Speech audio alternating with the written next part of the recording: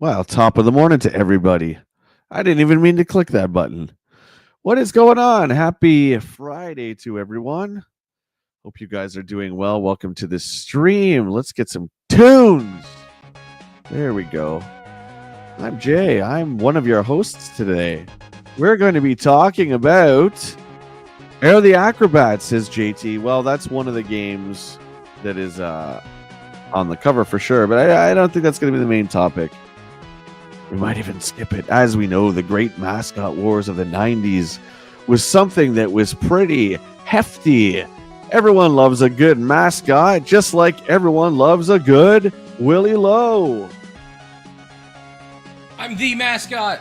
Hi, friends. I'm better than Aero the Acrobat. Just saying. I'm calling it now. Yeah. I would say you're in between Aero the Acrobat and Bubsy. See, you're in between there. Yeah. Bubsy? Yeah, that's a compliment around these parts, mister. I don't think it's a compliment around any part. Well. Shows what you know. How's everyone doing on a Friday? Will, how's your Friday going? It's going good. Finally cooled down a bit. It's nice outside. I know. It's great. I don't have to have a ponytail. Which is nice. Welcome, everyone. Welcome. Good to see all of you here. We're just chilling today. We don't have any time limit. We got nowhere to go. We got nothing but time.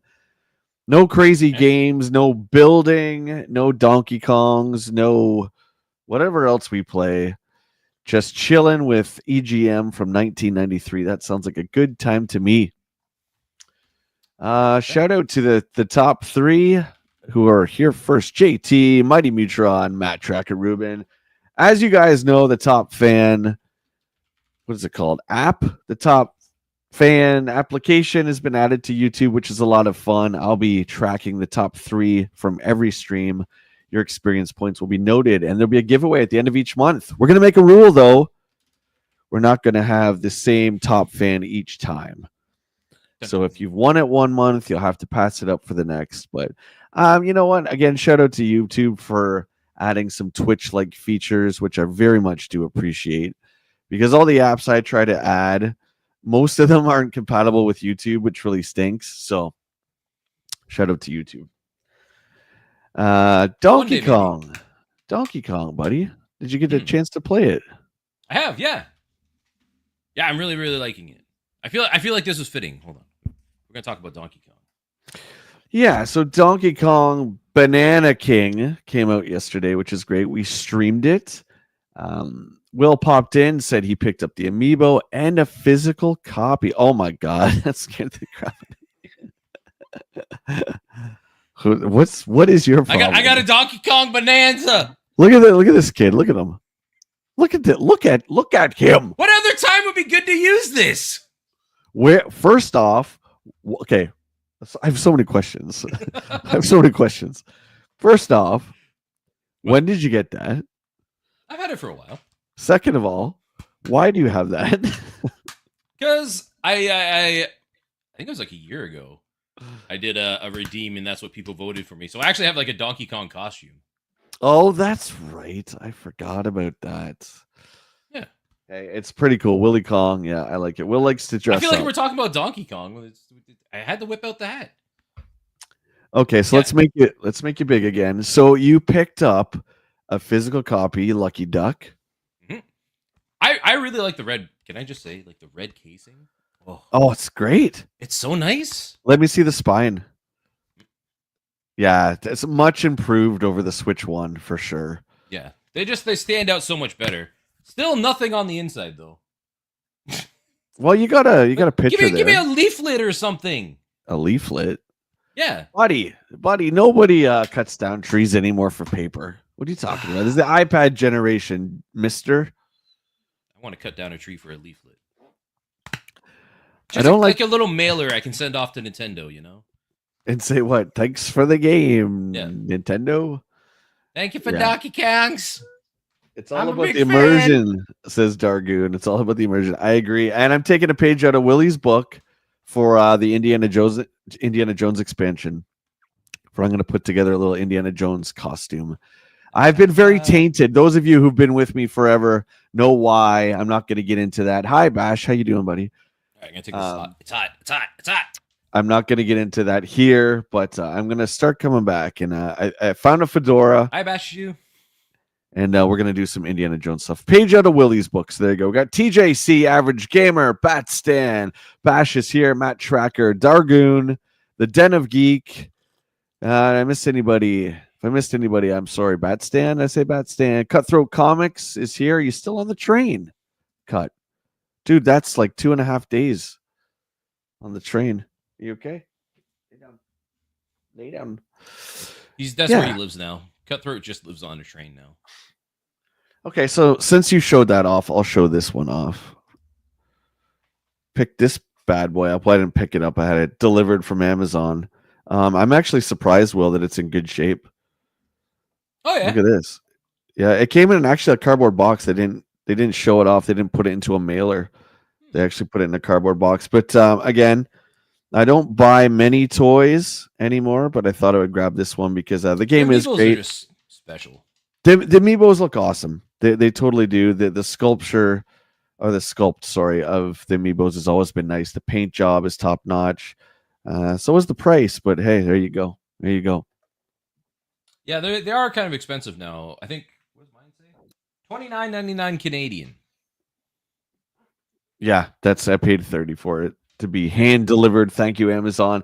TJC has gifted 5 memberships to the channel. Thank you so much, buddy.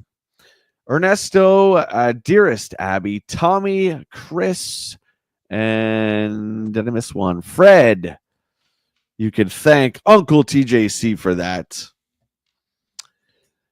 So there you go. Why aren't I buying any toys? Oh, Dargoon, you've missed so much, my friend. So much. It's like that's opening a whole can of worms. Yeah, it's Canadian pricing, Matt. That's just the way it goes up here. Long and short, Dargoon, the new toys are too much money, especially Canadian. Too much money, and it's not enough innovation for me. We're just buying the same characters over and over again. Hey, but that's just me, man. I still enjoy everyone's collections and checking out your toys that you post in the Discord and social media. So keep it up. If it makes you happy, do it. That's all that matters. Yeah, like this was $100. $99.99. Yeah. You want to just show that up again? Just hold it up to the camera. Yeah, that's great. That box art is just gorgeous. Yeah, and I've been really enjoying the game. I'm having a lot of fun with it, and I'm really impressed with how the Switch 2 handles it, especially in handheld mode, because that's how I mainly play my Switch, is in handheld mode, and the battery life does really well. It doesn't have any slowdown. Like it's a nice piece of hardware. And there's JT was asking me if I was going to get a physical, and of course I wanted a physical, but if I was going to stream it in my time slot for launch day, you know what? I guess I could have gone to Walmart. Wow, yeah. That just hit me like a ton of bricks. All right, well there you go, solved. We'll do that next time. That's because Walmart's always open. Yeah, I think they open at 7 here. I totally didn't even think about it till just this very second. You can see the lightning. Watch the instant replay. You can see the lightning hit me. Yeah. Good morning, Packers. Thank God it's Friday. Dargoon. If I looked at the Masters, let's get you up here, buddy. Let's get you up here. If I looked at the Masters cartoon collection, yeah, I'm done, bud. I'm done. I'm going to do... if I'm going to do that, I'll do classics. But it's just for me, man. I'm just tired of buying the same characters, right, over and over. There you go. We do have a shameless plug, TJ. We do have a little bit of sponsorship that we have to throw out there. So I want to shout out, as always, Game Cycle. Will and I, it's our home away from home here in London. I want to shout out John and the team. Part of the stream is sponsored by Bill Ayers, and look at these, Willie. Check these out. Those are cool. Check out these. Now, I know you're not a huge Joe fan. No, but I can respect that they look cool. These are inspired by G.I. Joe, okay? Along with yesterday's very limited Greek-inspired game drop reveal, Bull Airs will be dropping our classified new set fulfilling your 80s Saturday morning cartoon dreams. And the Greek-inspired Shui's talking about, or Tom is talking about, is this based off of God of War right here. So check out them. Sizes in American 4 to 18. They run $350 US a pair. There's a bundle deal if you're looking to get both Joe and Cobra. But there's my code at the top for either. So bullairs.com right now. Tom always makes such incredible pop culture gear, not only footwear, jackets, shirts, etc. So check him out. Use my code JGames10 for 10% off your order, Willie. There you go. Dude, do it. I'm a hobbit. I don't wear shoes. Dude, I want them, but I'm deathly afraid to wear it. Like I still have a bunch of Bull Air stuff in the box because Tom made me a Return of the Jedi Luke Skywalker shoes, and they're still in the box because I'm deathly afraid to get them dirty, right? Which you know what I'm saying. My stepbrother is around that 18 or more. Yeah, Matt, and I would say like Shaq, any basketball player, really. Yeah. To be fair, my stepbrother is like 7'2". Biggest dude I've ever seen, man. Biggest dude I've ever seen for sure. Yeah. So they go there. I think that's their way, Matt, of just saying they cover all sizes, right? All sizes. What else you got going on? Will, you got something special happening tomorrow? I want to talk about that to make sure that we have a full chat here. Oh yeah, because you got a bunch of special things going on. So we'll give you the floor here. Oh, okay. Oh, we're doing it big. Yeah, tomorrow we're celebrating my channel over on Twitch hitting partner by doing a charity stream. I'm going to be raising funds for Extra Life that helps the Children's Miracle Network. We're going to be doing a 12+ hour stream over there. We're going to be playing some Fortnite to start off the day, and Jay is going to be joining us, as well as Matt Tracker Ruben. And we got some fun stuff going on that day. I'm also going to be featured on the Twitch front page, which is exciting and scary. Let's see how that goes.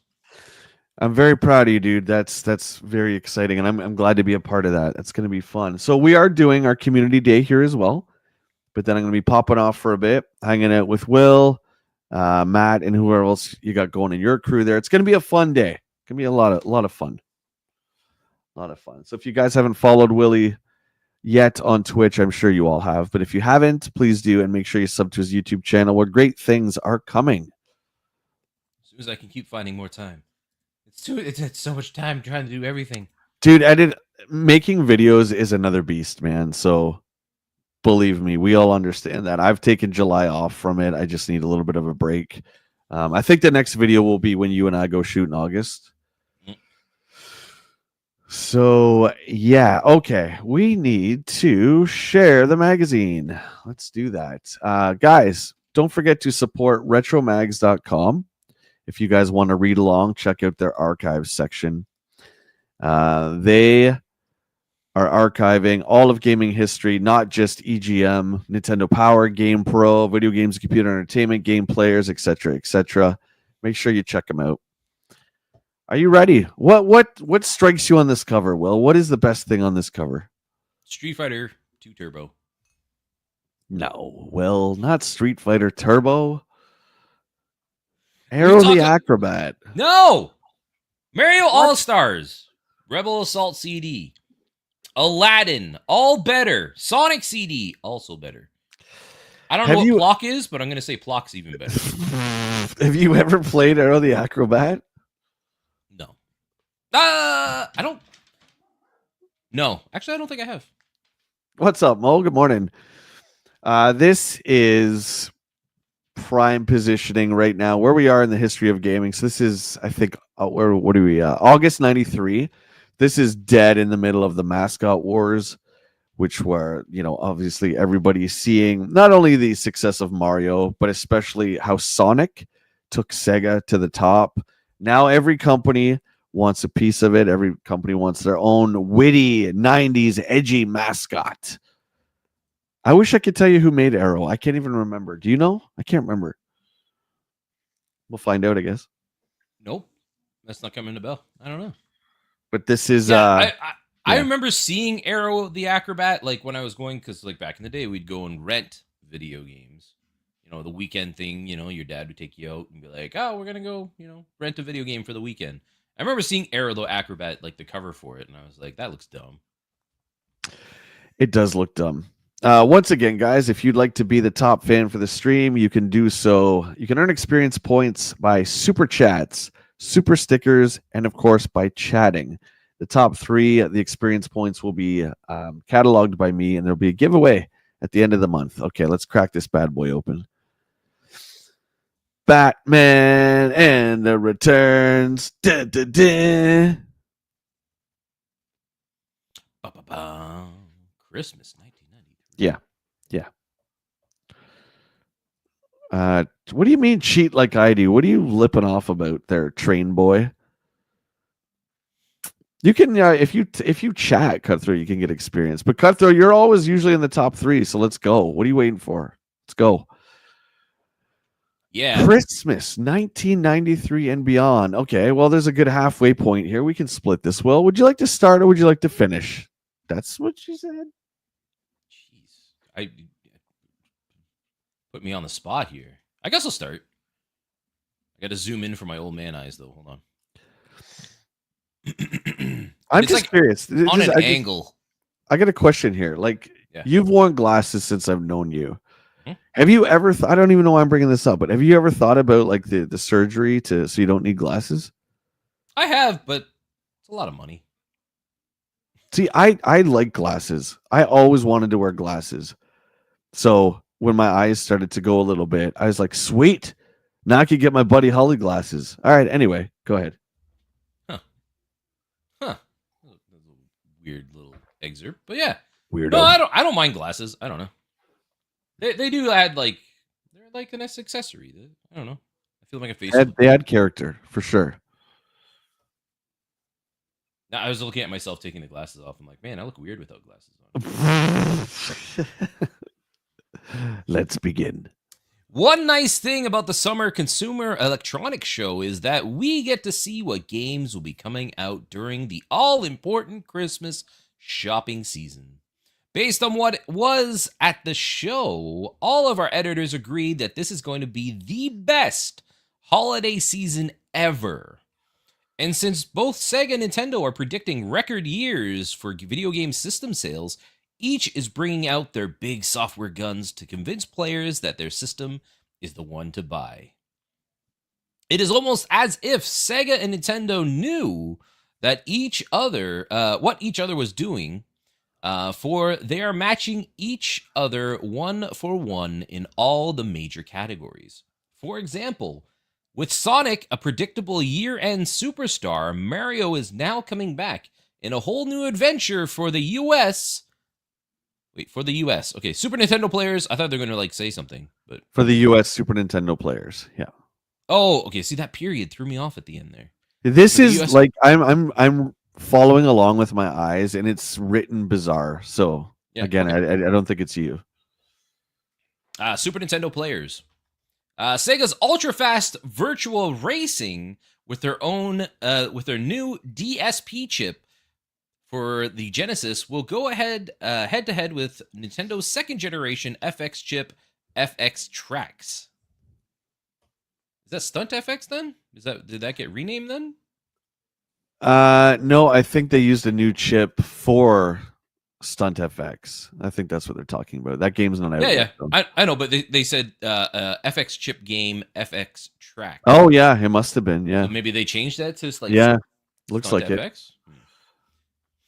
Where are we? Okay, I'll finish this last one here. Even if the licenses will be going at each other, the last in Capcom's line of Street Fighter carts will be going up against Acclaim's long-awaited Mortal Kombat. Throw in Sega's Eternal Champions, Konami's new Turtles Tournament Fighter. I like that Turtles game. Eternal Champions is way better than that Turtles Fighter. Matt, back me up. Let's go. Okay, go and Interplay's Clay Fighter. I agree. And even the hardcore players will finally say enough already to the street fighting genre. The one good thing about the proliferation of Street Fighter games is that with so much competition, prices aren't going to be outrageously high. Capcom already announced that a $69 list price for both the Genesis 24 meg and Super NES 20 meg Turbo Street Fighter carts. $69.99. There you go. Look at that. That was way back in 93. 93. We're not that far off. And that's US too. 69 US. I think, guys, what is it in the States for PS5 games? 79? Does anyone know? Dargoon's got a question for us here. Let's bring that up. I have a question for you guys. If you had to choose between the Switch 2 or the PS5, which one would you pick and why? Will? I'm going to be honest, because I primarily play on PC, I would probably go with the Switch 2. Because I use my Switch 2 a lot more because I just take it on the go. I take it to work for my breaks and stuff. My PS5 and my Xbox don't ever really get used anymore. Like, I still buy games for them just to have the physical stuff. But that's about it. Everything I play is on my PC. Well, I do play a lot of PC as well. And a lot of those games are available on Steam. I would choose PS5 because of Grand Theft Auto, simply put, and Resident Evil 9. If they come to the Switch too, it won't be for a while, and I can't miss it on day one of those. So if that means sacrificing Mario and Zelda, I know it's hard to believe, but I think Grand Theft Auto and Resident Evil outweigh those games for me. That's there fair. you go. Okay, the games of 1994 are looking even more spectacular. I had the privilege of meeting with many of the Japanese game companies right after attending the Tokyo Game Show, and what they have in store for us next year is truly spectacular. That's too spectacular, Zed. After playing games like Sonic CD, Virtual Racing, and some yet unnamed Polygon graphics CDs, the next generation of games will make this year's hits look old. Virtual reality is on its way to the home. There's Ed, I'm coming at you from the future. They're still trying to do it. Yeah, it's here. No one cares. No one cares. The virtual reality helmets are a niche thing, and they always will be a niche thing. If you're going to give me the holodeck from Next Generation, that's a different thing. Now we're talking, but I'm not wearing the dang helmet. I didn't want to wear it back then, and I'm not going to wear it now. There you go. Easy Lord helmet. On the way home, games on demand via cable. Artificial intelligence, AI in games improving. What is happening here? Is Ed? Wait a second. Is Ed in the future or are we in the future? Who's in the future here? What is going on here with this article? I don't know. Did we go back to the past? If so, I got to go buy some games. If you thought the computer was wimpy and easy to beat in the old NES Super or Street Fighter 2, wait till you see the all-new random combos and cheap moves the wizards at Capcom have programmed into the new Turbo Street Fighter 2. Likewise, Sega has promised a level of AI that constantly adjusts its gameplay based on how well you are doing. The days of predictable and, quote, dumb enemy movements are rapidly on their way out. Although these games, are a ways away, the information about them is at your fingertips if we have brought it back from the Consumer Electronics Show from the Tokyo. Okay, whoa. Almost there. The information about them is at your fingertips as we have brought it all back for the Consumer Electronics Show, Tokyo Toy Show. Excuse me, guys. We have been able to get our hands on tests on hundreds of new games, peripherals, and systems. They're all packed into this great issue. We hope you will enjoy reading about them as much as we did trying them out and evaluating them. As always, keep your letters coming and get ready for October. Gotta run. I'm late for a meeting with a preacher. Getting married? What? RJ McCready, what is going on? Welcome to the stream. Hey, RJ. Dargoon, you're welcome, buddy. Anytime. Dargoon in the number 3 spot, by the way, in top fans. Cheers. Oh, it's coming. It's coming.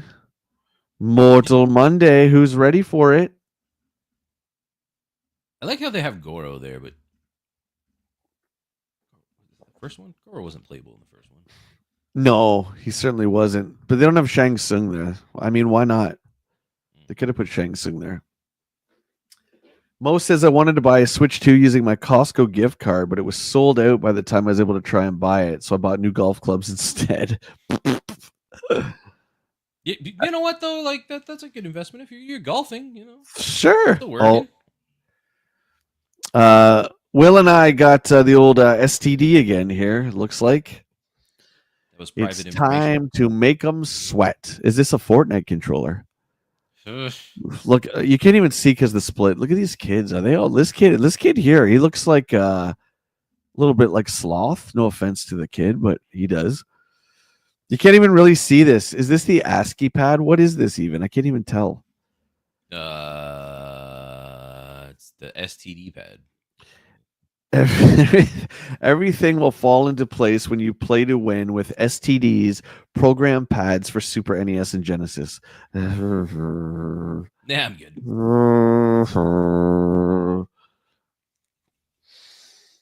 Oh yeah, Will, let's bring this up. Did you watch this trailer? So I watched the Johnny Cage spoof movie one, but I haven't watched the full trailer yet. I'm gonna be honest, I didn't really care for that previous Mortal Kombat movie. I thought it was boring as heck. But I'm maybe hopeful for this one.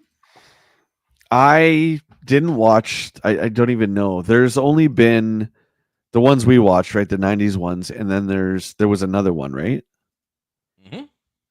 Yeah, Besides So the animated, there's like the '90s ones, then the animated ones, and then they had one that came out in 20 something. Was it 2019? When did that movie come out, guys? Do you guys remember? Anyways, it was just, it was not that long ago, and I watched it, and it was just I don't know. It just didn't click with me. I got halfway through and I actually turned it off, and I was like, I'm done. You didn't even finish it. No, I literally was bored. Like nothing was holding me. I was just like, I have no interest right now. So, but I know a lot of people really liked it. Skyfall, good to see you. Okay, I watched it, the trailer. And I know you were mentioning in the Discord maybe us going to see it. I would do it for the live stream for sure, but I was not impressed. I don't listen. I don't think it's Mortal Kombat's fault as an IP. I think it's just you're just making a movie out of a one-on-one fighter. It's another reason why I don't think that Street Fighter particularly works. I'm not talking about the anime. I'm talking about like a 2-hour movie. Yeah. It just I don't know. I mean, Cage is pretty cool. He seems to be like the main guy. Baraka looked cheesy. I don't know what they did to Jade, but Jade looks nothing like the way she looks. Sub-Zero and Scorpion look different. Again, we're going into this territory where you're taking these iconic classic characters, telling the old story again, but you're changing the way they all look. And then you're expecting like all the fans who are us to accept that. And I don't know. I can't get behind that. It just doesn't look good.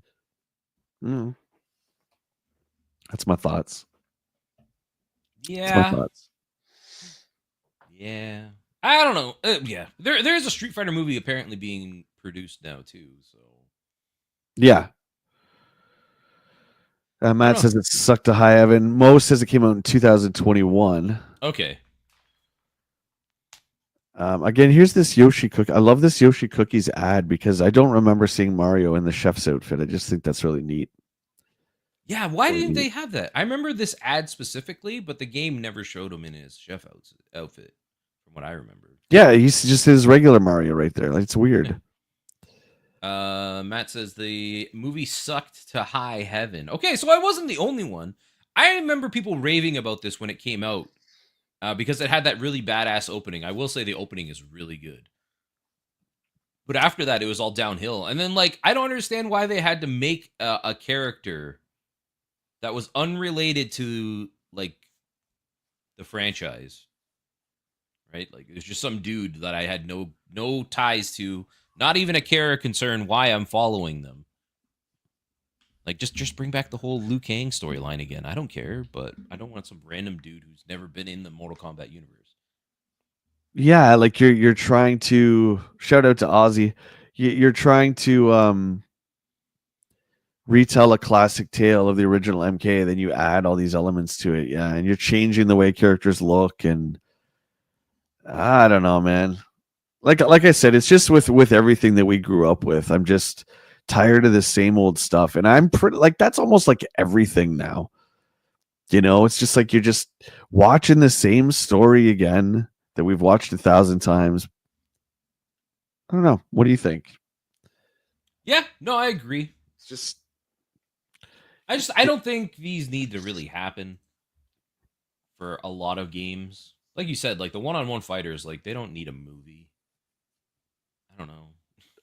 and it's really weird too because it's like who's going to the movies? I guess they're trying to attract it's the only movie goers that there are anymore, the superhero ones. Like nobody goes to see films anymore. It's just to be fair, like I haven't gone to the movies I think you and I went to the movies last, maybe before that. Yeah, Indiana Jones. Yeah. Yeah, and then like I'm like it has to be something really good. So I did go see Superman, which I really liked. But oh, there you go. Yeah, yeah. And I kind of want to see the Fantastic Four. But that's it's all superhero stuff. That's all that's left, and that's what I was watching a recent interview with Quentin Tarantino, and he was saying that too. He's just like, there's nothing. I don't have any problem inherently with any kind of superhero movie. My issue is that that's the only movie now that people will go see. Mm-hmm. I think the movie I saw before that was Once Upon a Time in Hollywood. I actually went to see that. Yeah. But, yeah, Matt, that's what I was saying is like before Superman, I should have like led with that, but I was like before that, I was trying to figure out when I went to the movies before that. Yeah, we saw Dial of Destiny, which we both liked, but again, I haven't watched it since. But there you go. Yeah, I kind of forgot about it afterwards. The CES show. All right, let's get to the letters to the editor. Always a fun time. Is the Psycho letter? Oh, it's pretty big. Okay. The CES show. This is by Ben Caton from Iowa City, Iowa, I guess. I had the great privilege of attending the Consumer Electronics Show, and it was an incredible experience. Having gone last year as well, I was truly surprised by the many improvements. For one, the video games section was much larger, and the quality of games was even better. Nintendo had a nice display, but Sega's booth was large and crowded.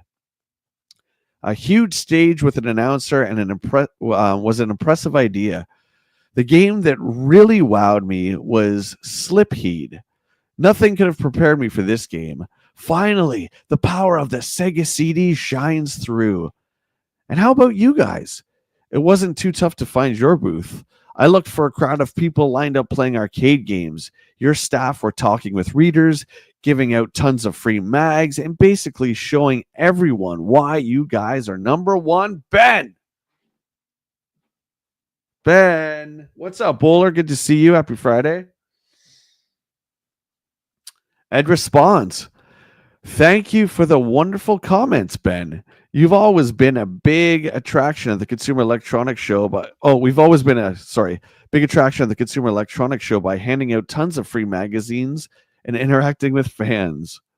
Tooting your own horn there, Ed, but that's okay. A little bit. It's okay. He deserves it. He works hard, man. He can toot his own horn. He does. Yes. This show was one of the best. We agree that Slipheed from Sega is an incredible game that shouldn't be overlooked. You can read more about Silpheed or Slipheed, however you say it. Silpheed, yeah, and other hot titles from the show in our fact file section. We can't wait to meet with everyone next year. Cheers. That's that top-down shooter, right? Like the futuristic plane shooter. I think so. Shoot 'em up. It's a shooter, yeah. I can't remember if it's horizontal or vertical. Maybe it does both. I just remember it that way because I think there was one on Xbox at one point. A lot of people were... Yeah, I don't remember. It's been a series that's been around for a while.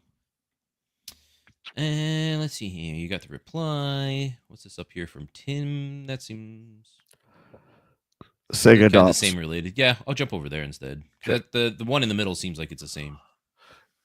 Sure. Sega adopts rating system.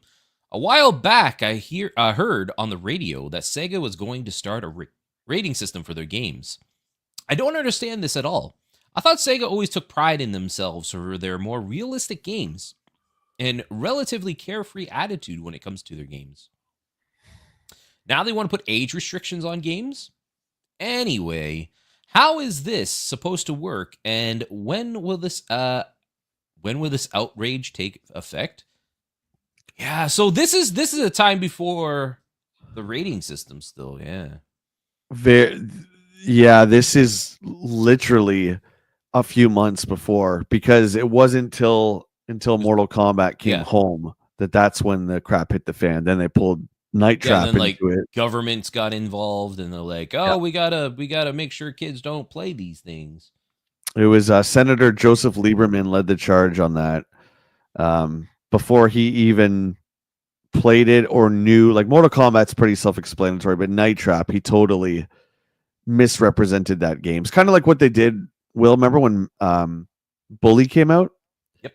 Remember parents wanted to ban it before it came out because it was called Bully, and they're like, "Oh, you're a schoolyard bully," and that's not what the game is at all. Mm-hmm. Same deal, man. Ridiculous. Yeah, for those that haven't played that game, you're a bully who bullies bullies. I'm happy that I got that out. Yeah. You save the nerds. Yeah, like, so you're not bullying just people in general. You're a bully who goes after other bullies. Yeah, you're a mischievous kid, but you help all the different stereotypes of kids around the school. But anyway, it's just the same kind of crap. Also, there's a game that should be coming out again with all these remasters come out. It should be Bully. Dude, Bully's on PS2. It's on the Wii. It's on the 360. And it's also on the Xbox One. Like an actual physical copy of the Xbox One? Yep. Really? Yep. I didn't know that. Hold on here. I got it right behind me, buddy. No, I know. I just want to see if I can find one. I think it's Xbox One / Series X box.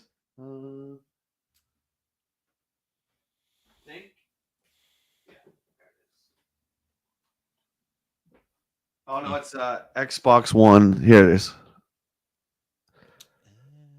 Xbox One / 360 on the top of the box here. Okay. Yeah. I didn't know they had a re-release on that one. Maybe I'll have to find that. Yeah, the re-release was called the Scholarship Edition. Okay. I don't know. All right, cut the stream. We're going to Game Cycle. I'll come and pick you up. Yeah, I don't know if... Well, it's on 360 as well. I don't know if... I don't think there was DLC for this game. No, it was on PS2 originally. There couldn't have been.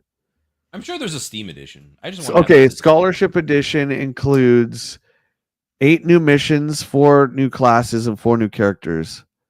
2-player mini games. Okay, so I guess there was. I guess when 360 came out, they added stuff to it. There you go. Bully. Yeah, it is on Steam. Huh. Oh, apparently I own it. Let's not even go on that. Anyways, we're moving on. You know what? I was shocked though, dude. Not to derail your answer from Ed here, but yeah, I was shocked that Grand Theft Auto 1 and 2 are not on Steam anymore. They're just gone. Really? Wait a minute. Yep. Hold on. What? Not even like in a collection or something? Nope. Grand Theft Auto. So where do you get a PC version of GTA now? I don't know why Rockstar took it down. What's GTA Plus? Nope, that's not it. That's the online subscription for GTA Online. You get perks every month. Yeah, weird. Wow. It's crazy, right? So GTA, like I never thought Rockstar would do that. They got to have some reasoning behind it. I just don't. You guys know in the chat? You guys know why they did that? Good morning, Raj. How are you? Like, history-wise, like it would be cool to have it all there, but I will say those games weren't great. No, I don't. I'm not a fan of 1 or 2. I'm a fan of for what they did, but I don't. I was capturing footage for, I can't remember what it was for, but I was capturing footage of one on PlayStation 1. And it was just like, oof, buddy. I mean, it controls kind of like RC Pro-Am, which you just got to get used to. But I was not a fan of those. But there you go. Maybe I'm going to add that to the list now. Because maybe I want to get those ones on PS1. GTA? Yeah. They had the one at Game Cycle. Remember Josh was looking at, but it was you don't want the collection because the collection has the gray, which is not greatest hits, but it's still like a collection stripe. Yeah, because it comes with like that cardboard sleeve around it, right? Yeah, you don't want that. Yeah. Well, maybe I do. But I think that's the only way you can get the London expansion. Oh, right. They did do GTA. Oh, that's right. Man, yeah, now I want to get those. I'm going to have to keep an eye on this. Well, you could get 2 is on Dreamcast. So that's probably the best way to get 2 other than PC. 2's on Dreamcast. I think 1's just on PlayStation. Yeah. I don't know how much it is. My reader dead. The lens of my Dreamcast is dead. Oh, or maybe I can bring it to Good Time and maybe they can fix it. All right. Anyways, we're getting off on tangents today. That's okay. That's okay. It's fun. We got nothing but time. All right, Ed's response. The ratings are supposed to begin this month with 3 initial classifications. GA for general audiences, MA13 for mature audiences, parental discretion is advised, and MA17 for adults, not appropriate for minors. Sega's reasoning behind this is that their new games are developed with specific age groups. These ratings will be standard on all Sega games and will eventually trickle into third-party games. This guy's freaking out about the rating board. I don't know why. No, sorry, not you, Oblivion. The guy you just read. Like, I don't know why he's freaking out about it. What's wrong with the ratings? He made it sound like he was upset that they're going to try to restrict people from playing it. And that's never the case because, like, as we know, you just go in and, like, somebody buys a game for their kid. Like, Grand Theft Auto, my 5-year-old grandson wants to play Grand Theft Auto. We'll be like, well, you know, all this stuff's in it. Yeah, he likes hookers. Be like, okay, cool, thanks. No, remember they would say GTA 5 was the worst. And it was parents being like, oh, he sees worse on TV. As if that made it okay that he's getting 5. And by the way, no, he doesn't, because 5 is pretty brutal. Yeah, it gets rough in 5. Incorrect. Especially when they added in that first-person view, and you can go to like the actual strip clubs and like first-person like lap dances and stuff. You're like, man, this seems like unnecessary. Yeah, little Johnny, little 8-year-old Johnny's playing in the old. Well, he'd be like ew girls anyway, right? But who knows? Who knows? Maybe. I don't know. I don't even remember like what happened a year ago. But as somebody who doesn't like strip clubs in general, just saying, like, that just seems really sleazy to have in a video game for me personally. I think you insulted Packers when you said that. No. I said for me. I didn't say it was a general opinion. I've never enjoyed those establishments. Okay, I'm gonna read the Psycho letter because I think it's pretty legible. We can read it. I need you to do the voice. Okay. Dear Electronic Gaming Monthly, we have Sonic the Hedgehog. Send us a Sega CD or else the Hedgehog dies. The Genesis Junkies. Is that a YouTube channel? P.S. Junkies? We have also sent you some of Sonic's quills for evidence of this random note. Okay. Is there a response from Ed here or no? Before you get to that, I'm just gonna I looked this up. Genesis Junkies likely refers to a group or possibly a community or a fan base focused on the PGA Tour's Genesis Invitation Tournament. There you go. Wow, it is a group. So Ed says, no wonder Sega has been quiet about Sonic CD. With Sonic kidnapped, who would star in their game? Anyway, Mr. Mystery Man, we had those quills checked out, and they really belong to a disgruntled porcupine from Southern Asia. Sorry, Charlie, but you've been exposed, and we're going to send 100 plumbers over to get you. Sincerely, Electronic Gaming Monthly. I feel like that was not a psycho letter. That was more of just a fun little letter. That was fun. The cycle letters are good. The they psycho email this though? Like, did you see like the thing here with Sonic? We have Sonic send us a Sega CD, or yeah, it's like a ransom letter. it's kind of cool. Oblivion says, Willie, you're a little low volume wise, or you're too far from the mic. It's this. I'm blaming StreamYards. I'll put up the gain so maybe you guys can hear me better. Is that There you better? go. What's going on, Dale? Good to see you. Morning, Dale. Okay, you can pick. I think that's Street Fighter on Turbo, or sorry, PC Engine, or you can skip whatever you want. Tired of Street Fighter. Yeah, there you go. Overseas gaming. In the area where I live, there is a shopping center that sells many Japanese video games and magazines. Since we can get overseas magazines here, can people in Japan and Australia get EGM? Ed says, you bet we reach other countries. Surprise. Ta-da. In fact, there's a contest held in Australia by BMS Retail where readers could win a Super Nintendo system with a huge library of great software. Banners were hung in every store advertising EGM, Mega Play, and Super NES buyer's guides as the hosts to the great contest. Ba-ba! Excellent. Welcome, Master Temple. Thank you very much, buddy, for the membership. Let's go. I know I don't have this on the soundboard, but whatever. Doing it anyway. Thank you, VIP legend. Neil, if you do want access to our Discord, you can now see in the membership-only community tab on YouTube. Just add me, and we'll get you in there, buddy. We'd love to have you.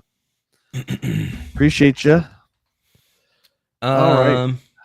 Dargoon asking a question. Are you afraid that someday Nintendo could turn off your Switch 2 and you couldn't do anything with it? Me personally, no. Mainly because like I don't do hardware modifications or anything like that, and that seems to be the stipulation. Like if you mod or try to emulate software on your Switch 2, then they have the right to like brick it. But for me, I've never really tampered with that stuff, so I don't have really a concern about that personally. But what about you, Jay? I know you don't do that stuff either, though. Same. I have never in my life modded a system, and I've never modded a video game. Yeah. So I don't worry about it. I'm not a fan of that kind of stuff. I remember like I talked about the PS1 trick way back when the PS1 came out in 95, where the burned discs, you could trick the tray by just putting a weight in, and it would bypass the PlayStation, whatever it is, the authenticator, so you could play burned discs. I tried that. Never a fan of that kind of stuff. Mods in games too, I just don't like. So I mean, I know people are giving Nintendo crap for this. I think they have every right to do that, and I know a lot of people disagree with me. WillyLo, what are you doing? You upgraded, buddy. Don't worry about it. Just keep going. Don't worry about it. Woo! Thanks, dude. Look at this guy, Mr. Twitch over here. Anyway, so yeah, I know a lot of people disagree with me. I don't know if you disagree, Will, but I think if you're buying a piece of hardware, they have every right to do whatever if you're misrepresenting their brand, which is what they're really freaking out about, right? Yeah, and like, what was I gonna say? Like that is not something new for Nintendo. They've just made sure that people are aware of it. It's been pointed out, like the legal stuff on that end, like it has been in there since like the original Switch. And like the PS5 also has it in their stipulation as well as the Xbox. So it's like not something new. It's just like it's just becoming more to the forefront, so that because Nintendo's been nefarious for, you know, shutting down anything that they dislike that may misrepresent their property or content, right? Like, heck, you put up a YouTube video that they don't like, and they're like, no, gone. Well, if you're modifying, and I don't remember the creator's name, but it was someone who had Tears of the Kingdom modded. Yeah. And it was pretty early on when the game came out, so it must have been like 2023. And they didn't like it, and so the video got taken down. I mean, they just don't want their games misrepresented, because if you go there and you're watching Tears of the Kingdom and Link can like fly or do all these weird things, right? Like that's not how Nintendo intended the game to be. So it's tough to say. I can see both sides, but I think at the end of the day, if you're buying it, the only way to surefire ignore all that stuff is just to never connect your console online. Yeah, if you mod it, just disable any internet connectivity then, and then you should be good, right? Because then how are they going to know? Yeah, I mean, that's it. Or just don't mod. And I don't believe in piracy anyway, in terms of modding your system so you can download brand new games. Like, that's just flat out theft. So, have you guys talked about the Stop Killing Games movement? I did a reaction to that a while ago, but we can talk about it. Sure. That seems like something that we, as what we do here on the channel and like how much we support, preserving video games and content and stuff, like that is a pretty big movement that's going on that's trying to push for that, right? Like, yeah, so I can't remember his name, but it's been going on for, I think, almost a couple of years now, at least a year. Didn't it start with The Crew, I think, right? I think this all started with Ubisoft's online racing game called The Crew, where it was just disappearing. And, if you purchased the game, you can no longer download it. So I think there's two different beasts here. K-Mac, good to see you. Butters, what's up?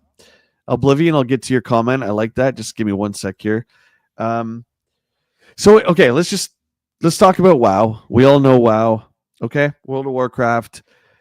If you're playing a game where your character is only available on Blizzard's server, which I think all their games are like that, Overwatch, Diablo, and they decide to turn off their server, should you have access to World of Warcraft, Will?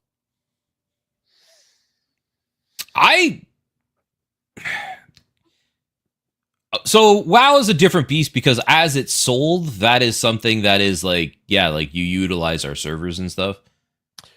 But this started with The Crew, I believe, chat. So The Crew is an online-only racing game by Ubisoft. Yeah, because The Crew is a little bit different because it does have a single-player aspect with it as well, too, isn't it? I don't believe WoW has always had like server requirements. I believe The Crew, you can do single-player like races, sure, but you have to be online with The Crew. That's the point, right? You have to be online with it. Yeah. Same as World of Warcraft. You have to be online. So if Blizzard just decided we're done with WoW, all those years of work, all those characters, they're just gone. Do you have the right to be able to access that stuff? That is the question. Then we'll get to like discontinued games. But let's just talk about where this started, which was with online stuff. What do you think? It's still a toughie for me on that aspect of it, but I think we should have some way of accessing it, or at least if they're going to shut it down, then at least open up the source code and be like, okay, we're like done with this game, but since like you guys have been putting into it, be like, here's the code, you guys do what you want with it. And I have seen some developers do that, right? And then like people can run their own private servers or whatever for it, if that was the case for World of Warcraft specifically. But I do think we should, because like we've invested in it, right? But like if you get to the legalities of it, like they still have that legal little paperwork in there saying like we technically license out these titles. We don't actually own them. Okay, this is a good topic, and I'm glad it's kind of getting into this. We're going to continue with EGM, guys. Again, we have no limit on the stream today, so as long as you're here, we'll be here. So Oblivion, this is what I wanted to get to. Piracy has been rising because buying games isn't owning a copy of the game you bought, which is part of Stop Killing Games as well. And I put that meme or whatever you want to call it up in the Discord too. So, what is it like? If buying isn't owning, then piracy isn't stealing. I'm sure you've heard this, right? Yep. And So that, to some regards in that, I kind of agree at that point. yeah. Okay, so I think there's a world of difference between an online only service game like WoW and a game like I always talk about Little Samson by Taito. Where's Little Samson? It's just gone from history. It just doesn't exist unless you own the Nintendo cartridge. It's not on anything. So you see the difference, right? So should Blizzard give you access to Warcraft? I think that they should not, because you're going into this game understanding that everything relies on other people and everything is on their servers. So you should at least know that before you start playing WoW. That's kind of like the problem with these online only games, right? Overwatch, all that, they all rely on other people, and once those games cease to be popular, that's kind of it. Yeah. I can understand that point. The other side of the coin is the single player stuff like Little Samson. What's an easier game? That one's a little hipsterish. Give me a game, Will, that's you can't get anywhere. Let me think.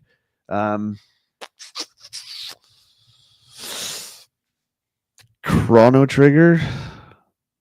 No, because Chrono Trigger is available on like Steam and stuff now, right? Oh, it's on Steam. Okay. There's not many cases, to be honest, of that. No, there is many cases. But I'm saying in the whole like spectrum of video games, like the amount of video games that are out there comparatively, I'm sure there's a few, but I'm just saying.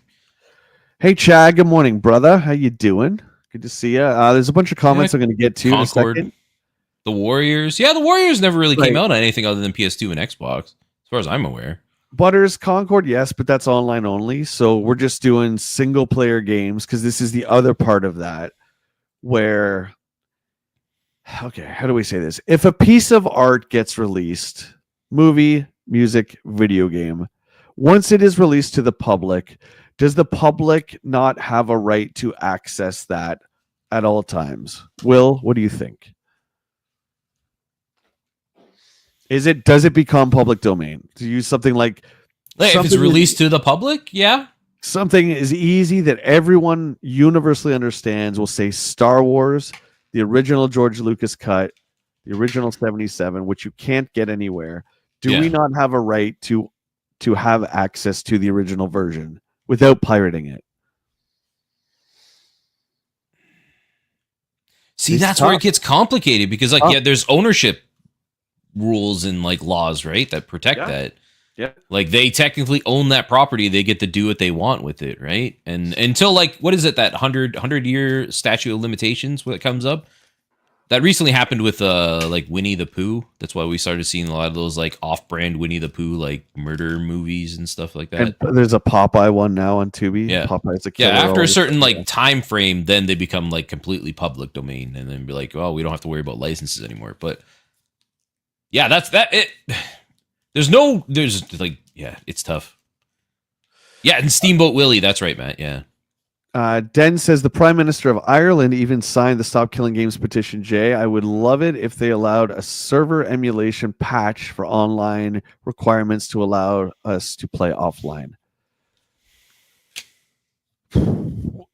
I would love that too, but I don't necessarily agree with it. Like, you know, Butters brought up Concord is a prime example. That game came out. It relied on people. It's a 6v6 hero shooter. There was no fan base for it. The game dies. So how would you do Overwatch or Concord without people, right? They would have to program bots, and that's a whole other thing. I think online-only games, you should know ahead of time, do your research, and just expect that this probably has only a shelf life before it disappears. Yeah, because then you get into other games like, remember all of those old like MMORPGs that came out during like the heyday of MMOs? Yeah. Like Dark Age of Camelot and Rift and Auto Assault and all the NCSoft ones, right? City of Heroes, Auto Assault, Guild Wars. Fun thing about City of Heroes I just learned is that City of Heroes is still going. You can play City of Heroes still right now. Yeah, I think Den was telling me that. Yeah, that's kind of cool. But like cool. Going back to it, like there's an issue that comes up when you go that route too, because like developers and creators of those products still own those licenses, right? So like they still, it's up to their discretion to do what as they see with it because they own it. And if you take away ownership of something that these people are creating, like as a business model, that also like is less of an incentive to continue to do it because like they're not, if anybody can just open up and take it when it's after release to public, then like there's no money in it for them, right? I'm just playing the other side of it too. Like right. And I want to play the other side a bit too. So let's just say the developers. Okay, so Takaru made this. It was published by Taito. Yeah. Let's just say for whatever reason that this game was awful. It is not, but let's just say it was awful. Mm-hmm. If if you had the rights to Little Samson and you were embarrassed by it, wouldn't you want to keep that buried forever? Or again, because it was released to the public, do we have rights to play this? It's tough. Yeah, that's your work, right? Because like you should be allowed to have some kind of control over the distribution of your product. Like, do you remember Flappy Bird? Angry Birds? Oh, Flappy Bird. Yeah, Flappy Bird was huge at one point. Remember when that came out and it was taking like the mobile market by storm, and then the dude's like, no, I'm not going to release this anymore, and he just pulled it. He was like, this is too much, I don't want to deal with this, because he didn't think it would get that big, and he's kind of like, yeah, I'm done with it. He made his millions and he's out. Yeah, so like I get like the property owner of that should have the right to control that. But I think that we should look into it and still have like a statute of limitations on it, especially like stuff as old as NES stuff is getting now. Yes, I know it's getting old, friends. I know a lot of us grew up with it, but it's old now, right? Like it's stuff that's long and gone. It's from a bygone era. Like I show my nephews these things, they're like, "Oh, that's cool," and then they just go back on their phones.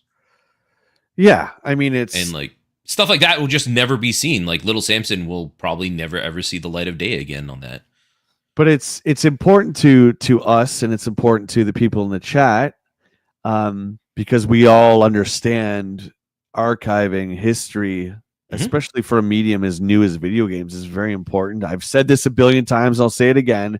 You wouldn't have a couple Beatles songs that were just unaccounted for. You wouldn't have a couple Elvis songs that weren't accounted for. You wouldn't have like Citizen Kane 2 out there and then not have a way for people to see it. Mm-hmm. So I don't see why video games fall under that. People just seem to look at them.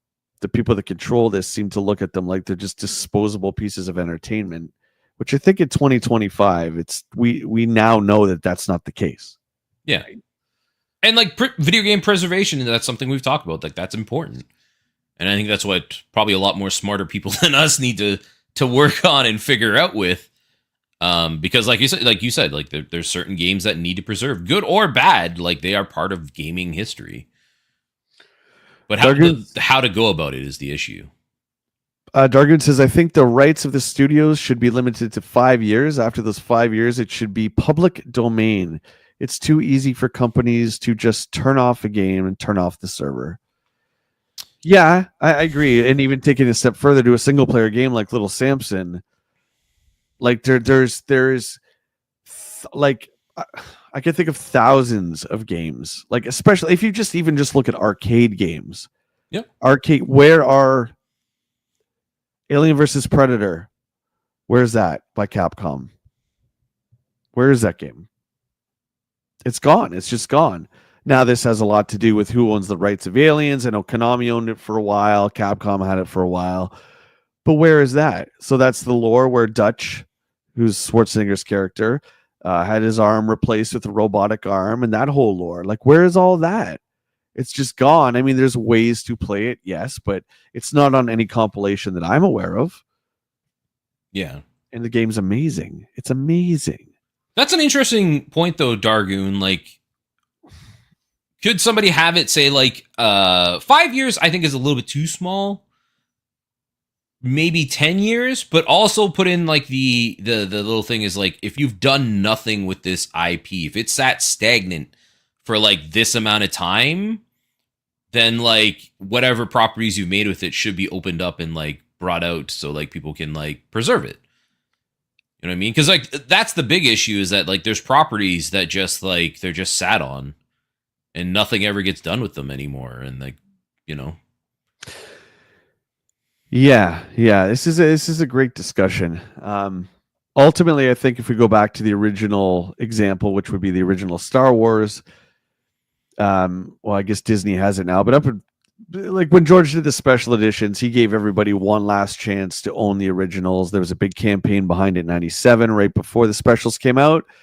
And then they were kind of gone forever. Mm-hmm. I would Disney's say notorious for doing that too, right? Like the Disney they've always Vault. done the vault stuff. Yeah. And I think George has every right to do that. So I'm almost contradicting myself here, right? Because I'm saying I think all games should be available regardless.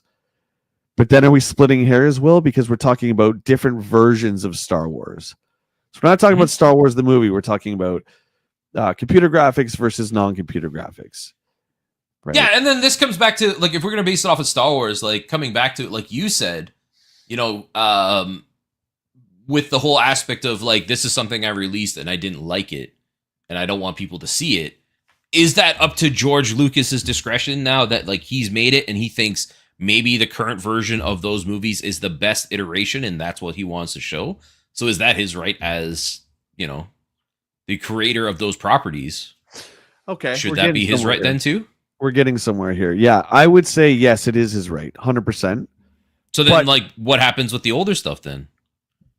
But there's a but to that. But he still allowed Star Wars to be available. So if we're just talking about the original trilogy, we could still get the trilogy. It was special edition, and I know a lot of people don't like all that stuff, but you could still watch Star Wars. You would still see the story. Little Samson is just gone. So it's not even like we have Little Samson HD. That would be a version of the game. The game itself is just gone. Mm-hmm. So I guess there is a difference now. Now we're getting somewhere. I think if something has been released, we should have access to a version of it for sure. There you go. We're getting somewhere.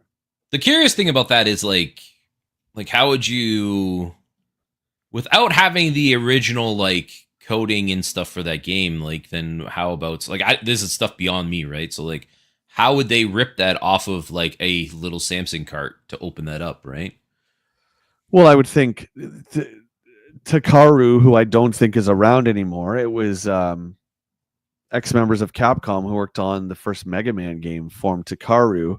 I don't think they're around anymore, but Taito, the publisher, of course, is bigger than ever.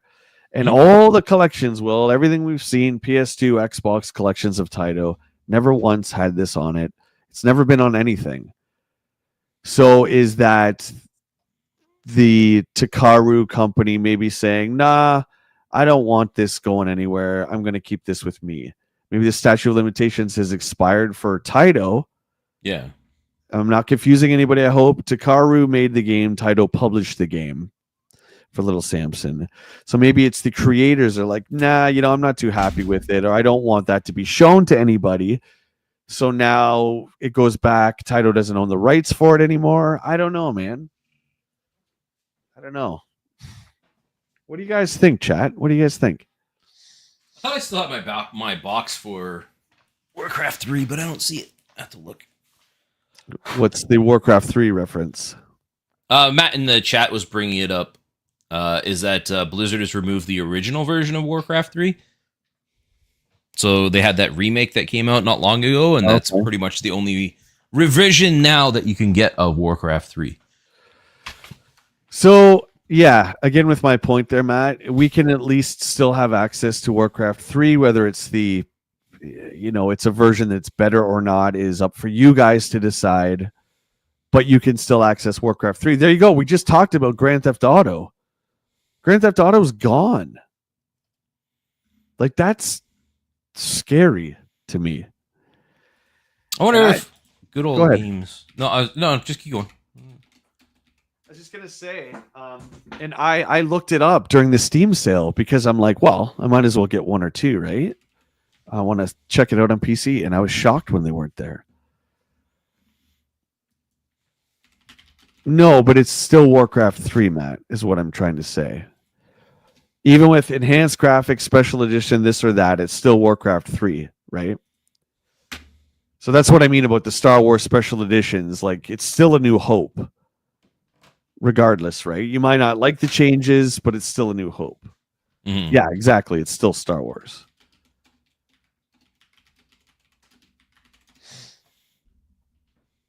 Yeah, even Good Old Games doesn't have Grand Theft Auto listed. Wait a second, Matt. You're saying you can't access Warcraft 3 at all anymore? Like, it's not even on BattleNet? Like the original version. Okay. Let me just say this again. Sorry, buddy. Yeah, so like Warcraft 3 when it first came out, that original iteration is not available for purchase or use or consumption anymore. But they rebooted it and they've like redone it with new textures and stuff and cutscenes in that, and then that's the version that's available. But yeah, you can't play the older one. So that's like Star Wars, where the old one isn't available, but the new special edition is available. But you still have a New Hope, regardless. That's what I mean. So Warcraft is still available. It's just not the OG one, but you still have access to it. So what I'm saying, if we compare that to Little Samson is just gone. There's no HD version. They didn't make it in 16-bit or anything like that. It's just there's nothing. And that's what I mean. As long as there's a version of something, I'm okay with that. It's better than not having it at all. But I just think there's so many games that have just disappeared.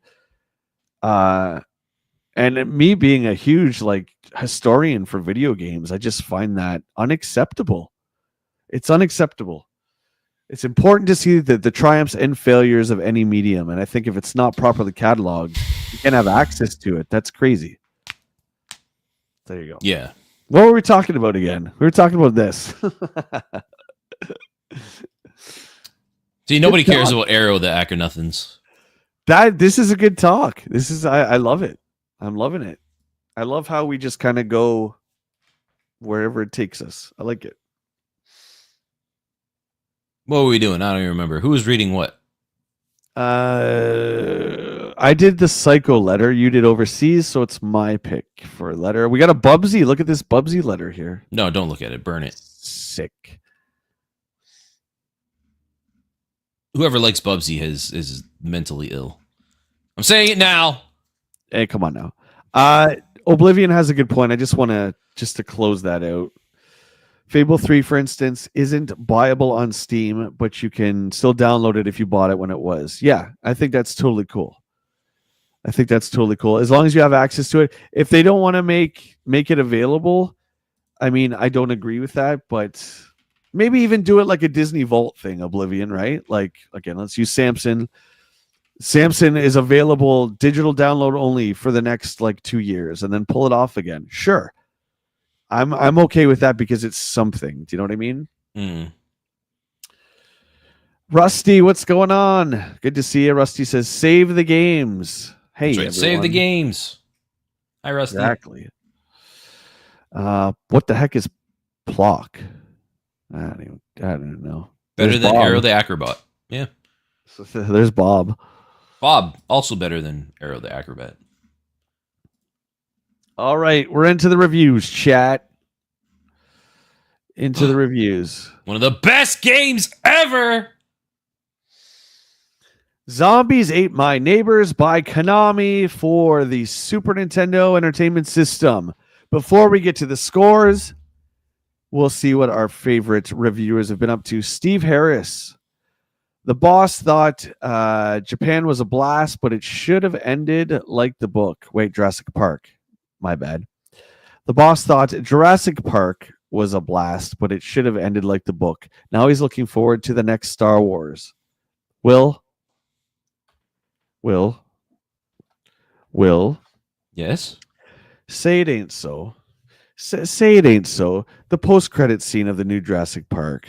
That's just a joke going around, right? Right? I don't know.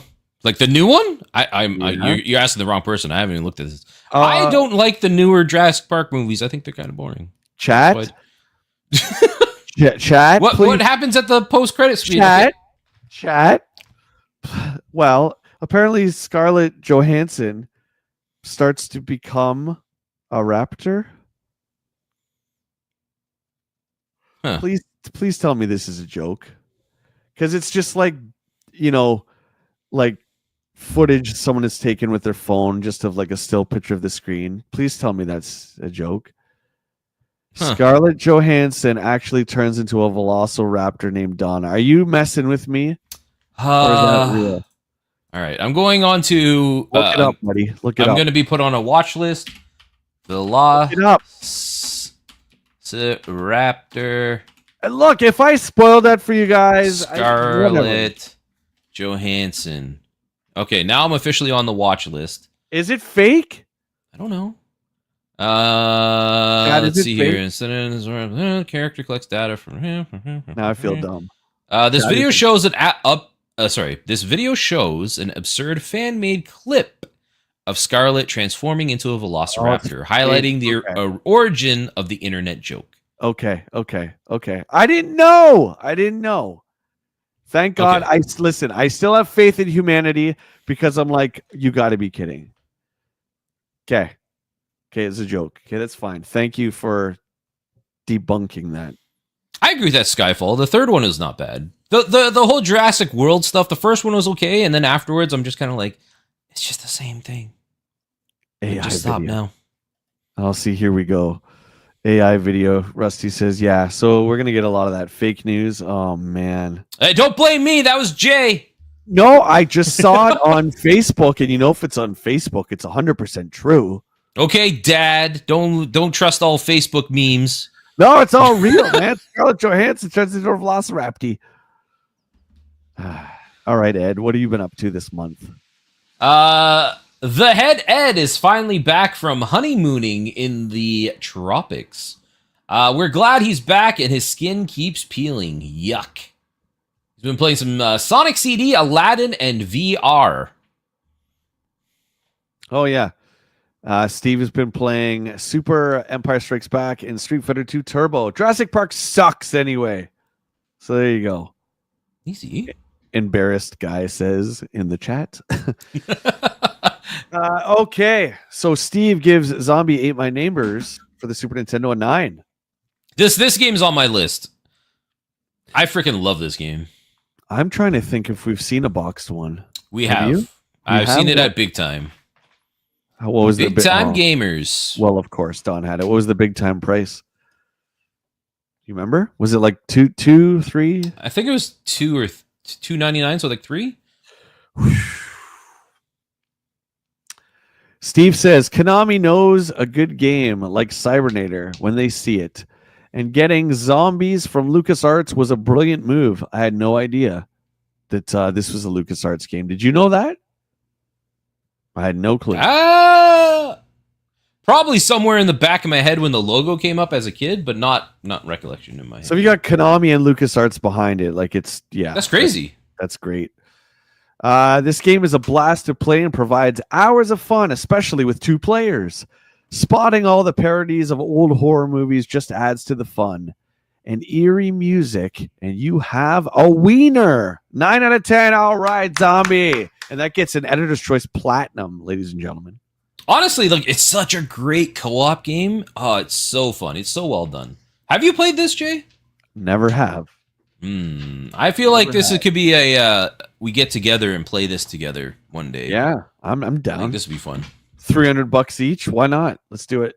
Well, I could. One of us can buy it and then just bring it to somebody's house. No, we each have to have one. Okay. I'm pretty. Is it not on the Nintendo thing? No. Are you sure? 100%. I'm not 100%, Chad, but I'm pretty sure it's not. Konami does it again with humorous movie-like action. This cart looks and plays like a winner. I especially enjoy the way you turn into a monster and run after your enemies. The music is great. The control of the characters can't be beat. I thought I was watching an old horror flick when I played it. Fun is the word. 9. Nice. If somebody has Nintendo Online, if you're online with your Switch, maybe you could check under the Super Nintendo tab. I'm pretty sure it's not under there, though. And I'm just thinking now, Chad, out loud. Is Zombies Ate My Neighbors on anything? Okay, so I had to do Google. You can buy a Switch version that's made by Limited Run. Okay, It is I'm also fine with that. available digitally on the Switch store. Okay, so yes, it is good. And you know what? I know again for whatever reason, limited run. Um, I don't want to say has controversy, but some people like them, some people don't like them. I'm all for it because they are buying up these old licenses and re-releasing them again. Mhm. I think it's amazing. Night Trap, come on, man, on Switch. Speaking of which, let me check something here. Today's the 18th. 18th of July. They had something on limited run. I've never bought a limited run yet product, but they had one that I was like, it was a Doom one, and I was like, man. Oh, Doom 1, yeah. Hey, Hey, it came with Vikman. a Super Nintendo cart that actually like works on the Super Nintendo. Yep, that's sick, man. They're great. I think they're a great company. I really do. I really do. You should pull the trigger on that. You Miss Plumbers don't wear ties, Will, so you owe it to yourself Yeah, to I'm get good. I'm the good. inferior Doom. The inferior. I kid. I'm good. Alien 3. This is by LJN. Is this a Konami conversion? I don't know. This is for the Super Nintendo, and Steve gives it an 8. Hey, that's pretty good. This takes the Genesis version and completely pumps it up. The result is an almost completely different game. The premise is the same. Wipe out the aliens and rescue the humans. A wide variety of weapons like flamethrowers and pulse rifles add to the fun. The only thing I didn't like was the awkward crouching controls. There you go. Neil says it was good. It's sold out. It's sold out. Doom sold out? Yeah, I missed it. No. That's okay. I get to keep my money for our next retro hunt. Oh, well.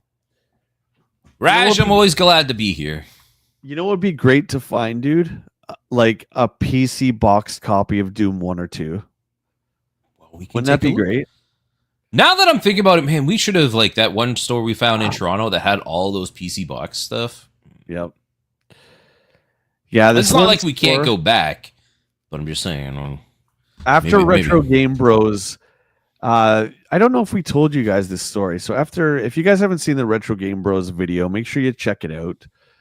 That store's great. Oh, so good. There was the owner from Retro Game Bros was telling us that there's another game store down the street that had a Super Graphics for sale. So naturally, I lost my mind. And while I was interviewing the manager, Will went outside and called them. And it turns out they sold it during Christmas, which is fine. But we decided after the shoot to go down and check it out. And it was a great store. It wasn't all video games, like they had a bunch of everything, but the games they had, I think, the biggest selection of used PC we've ever seen. Yeah, it was cool. And like now thinking back about it, I'm like, man, probably could have got some cool PC boxes. Maybe after the next hunt we can go back to that store. I mean, that would be great. I would totally be up for that, 100%. Packers, thank you. I got a little graphic for that. Boom, there you go. Everyone who hasn't liked or subbed, please do so. I think that store has had the most PC boxes out of any that we've seen so far. Oh, I'm regretting not getting that Street Fighter 1. Yeah, 100%. That one was cool, right? Like I should have done that. It probably wasn't even that much. Anyway, you're up for Alien 3. I want to get sidetracked. I want to go hunting right now. I played this game. I like this one. I didn't realize it was LJN. Did AVGN just give LJN a bad rep? Oh, I'm guessing LJN just published it, right? LJN just published all these games. They never actually made anything. They're a toy developer. Yeah. They're a toy company. So I know everyone gives them crap, but there's just, I think, lesser known developers, and then they just throw their publishing sticker on it. But anyway. Look out! Alien 3 is a great game from beginning to end. The music and sound effects are top notch and really add to the suspense. Although the game is really nothing new, the way it's put together is really exciting. The only major complaint I have is the levels get repetitive without much diversity on the missions. 8. Gamer says, is that LJN game owns the highest rating game with that one? As you mean, is that their highest rated game? I'm going to say probably. Probably. Yeah, go ahead. Talking about games ratings, you know what's crazy to me?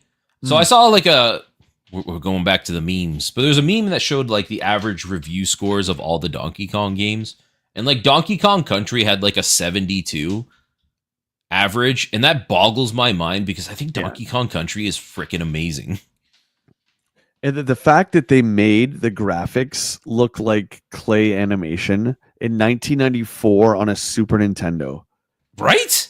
Like all those Donkey Kong games are great on the Super Nintendo, but like I remember maybe I just have too many fond memories with Donkey Kong Country. Like I remember going into Kmart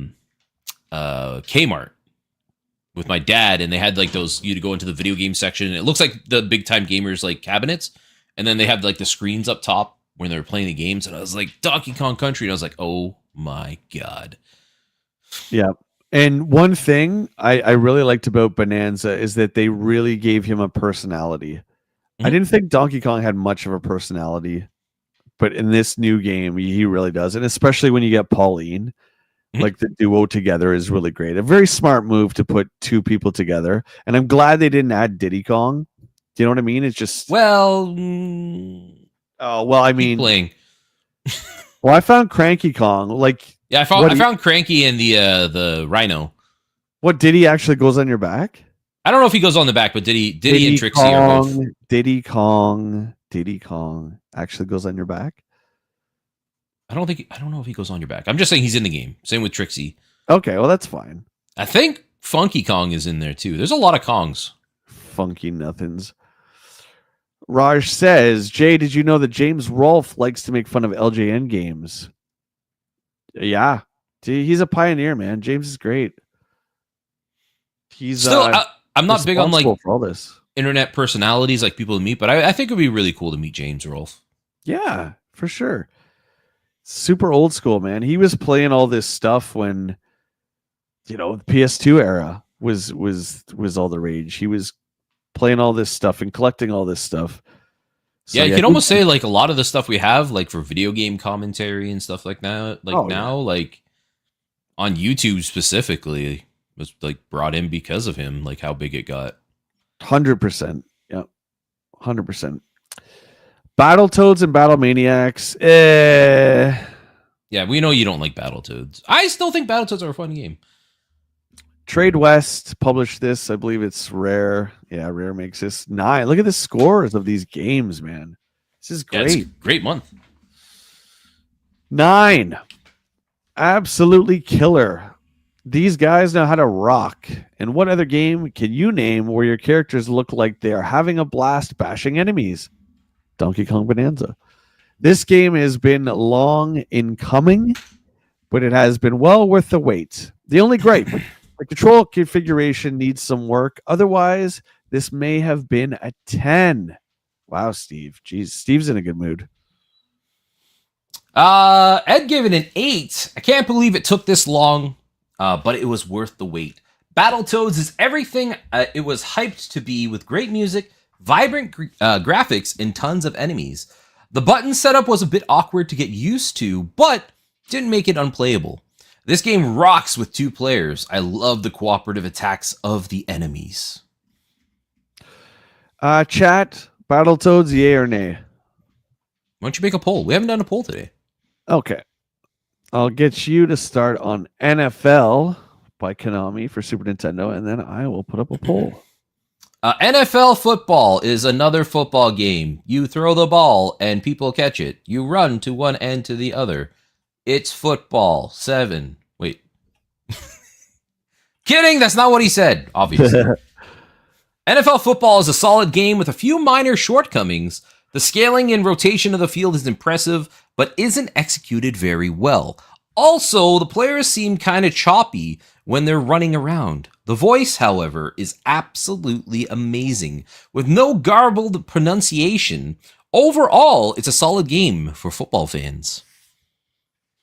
So this is just called NFL Football. It's by Konami. Interesting.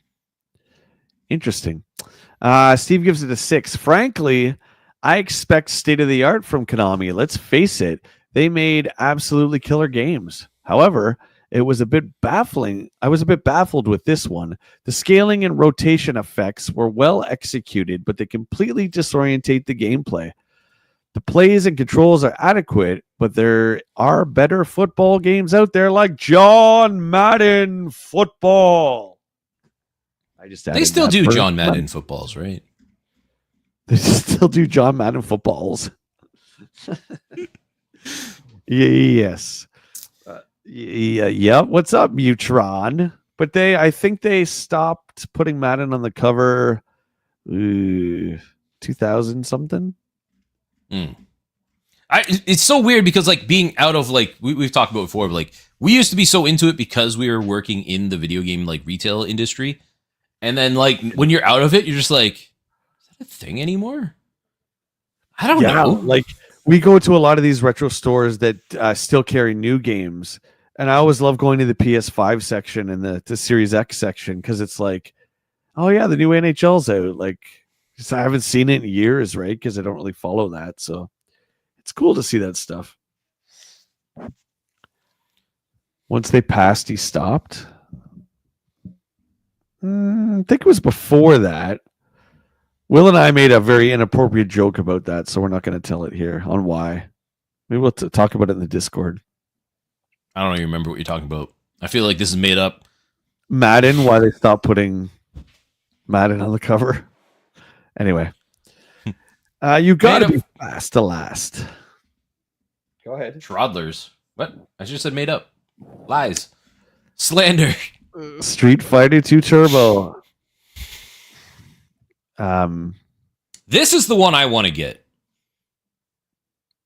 We were talking about like because there's so many like iterations of Street Fighter.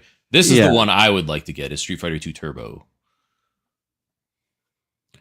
Yeah, so a big gripe for a lot of people of Championship Edition was that it was just a little bit too slow. Mm-hmm. So this adds the costumes were in Champion Edition. This just speeds it up, I think. And I think this is where Chun-Li gets the fireball. So there are some new moves for new characters. I think Blanc gets the vertical ball in this one. But not as memorable to me as like Super Turbo or even Super Street Fighter when we got the 4 new guys. Cammy, cheers. But still pretty good. Cammy, the legend herself. What is Troddlers? What the heck? The heck is Troddlers? Hey, yo, Mutron's here. Mutron's over here. Packer says, what is this bally footy Madden game you speak of? It's the game where Joe Montana is always the best.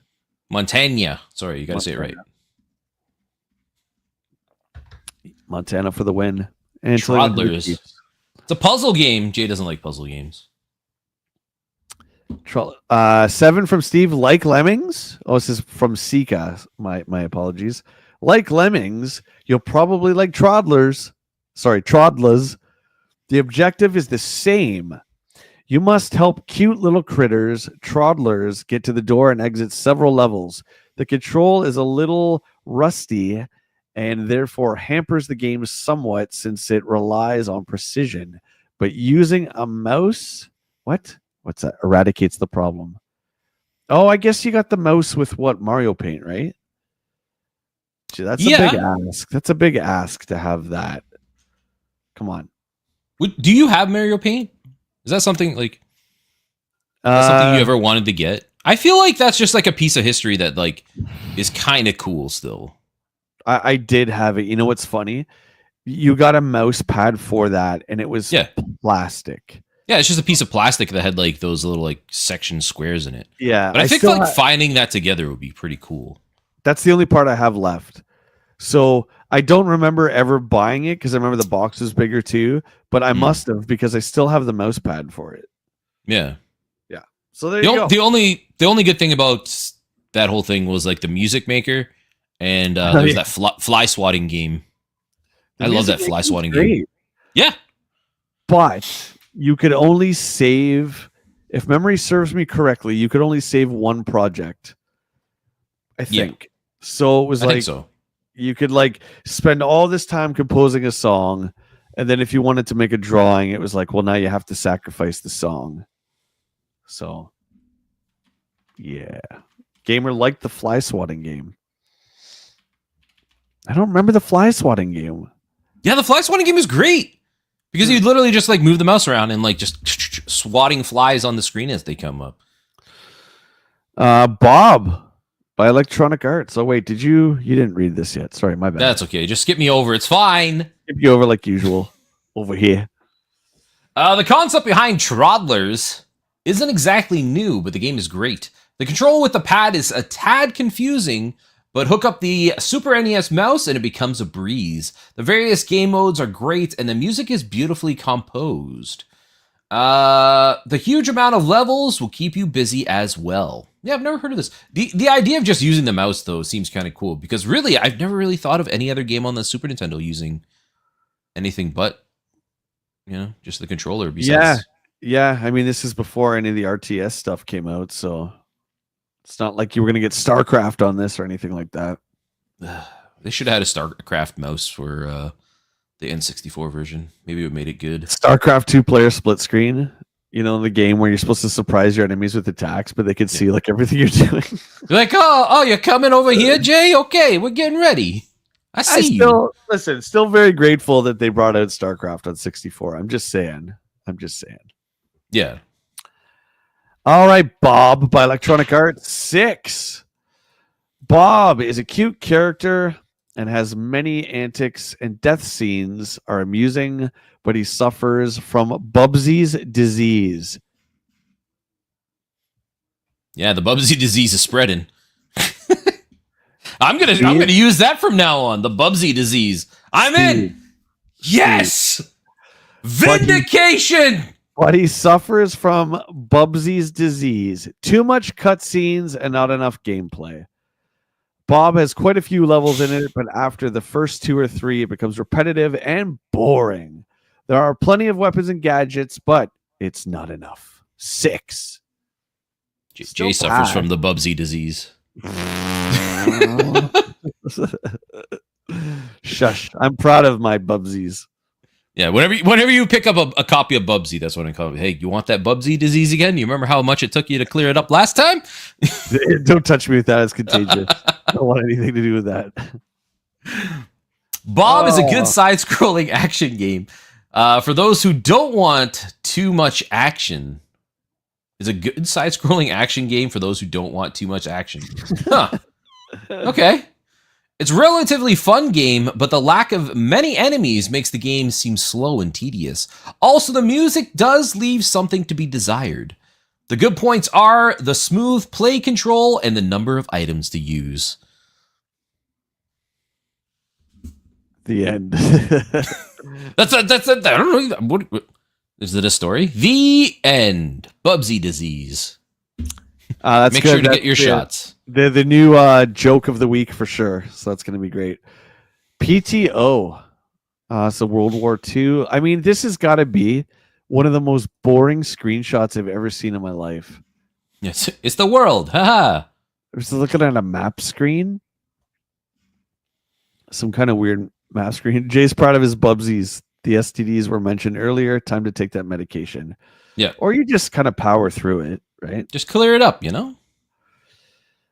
PTO. What does PTO stand for? Does it say? No. It's made by Koei. But it gets a 6. I usually like these strategy games, but sometimes a cart tries to be more than the limitations allow. PTO will probably be more effective on bigger platforms because it doesn't quite hack it on the 16-bit system. The action is somewhat slow and sluggish and not very exciting. Fans of World War II history will probably like it. Probably not. I don't know. The only thing I can find of that means is paid time off. I feel like in this context, that doesn't make sense. We have Den or Chad in the chat. You guys know what PTO means? It's some kind of war terminology, I'm guessing. But the two words sensory overload. The screenshot says otherwise, Ed. PTO is one of those games that will really appeal to strategy players. There are lots of scenarios to finish, and the game can take any course of action. PTO really requires a player to sit down for hours to enjoy the game. The game is good, but a bit complex for the average gamer. JT says Pacific Theater of Operations, I think. Wake Up. What's up, Wake Up? Pacific Theater Operations. Oh, yeah. I mean, two of you, that's got to be it. I never heard of that term before. Interesting. Thanks, dudes. Super Star Wars. Cheers. Good game. Pirates Gold by Microprose. This one, back in the day, I remember was a rare one, even back then. This is for the Genesis. I think it's kind of like an action RPG kind of thing. Another involving RPG game. There you go. As a pirate on the high seas, you do everything. Engage in ship battles, get food and provisions, select your crew, even engage in sword fights. The password function is a must with this kind of game. The graphics are nice, and the control on the sword fights is choppy. I feel like there should be one more sentence, Steve. But anyway, 7. I do like something about seafaring games. I don't know. I have a soft spot for those games. That's why I like Sea of Thieves so much and Assassin's Creed Black Flag. Oh, and you like Seaman on Dreamcast. You said that was one of your favorites. That's not Seaman, Dreamcast. Leonard Nimoy.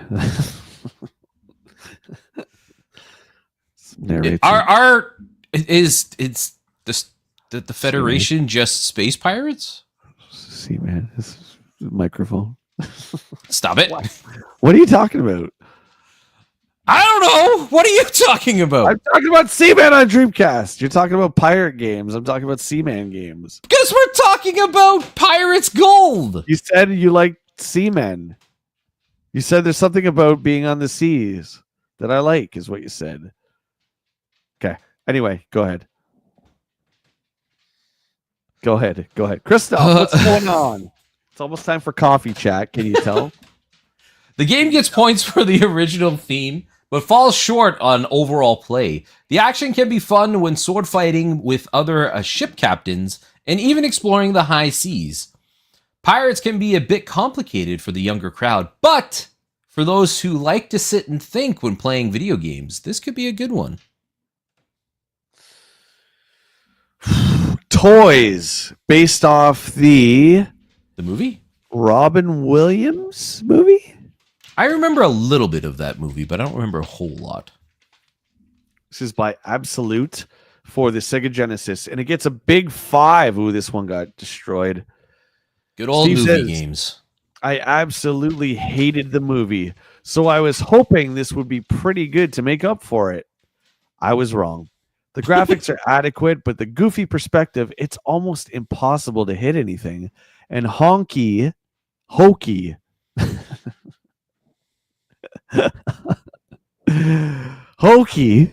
attack weapons, love that peanut shooter, left much to be desired.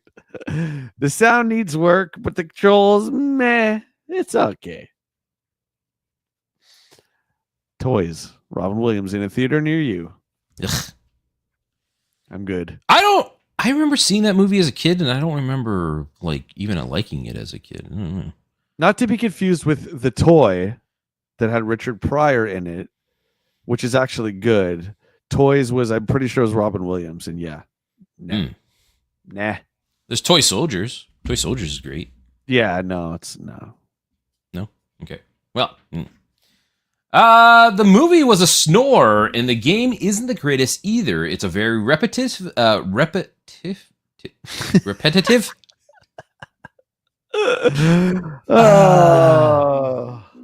It's because they split the word up.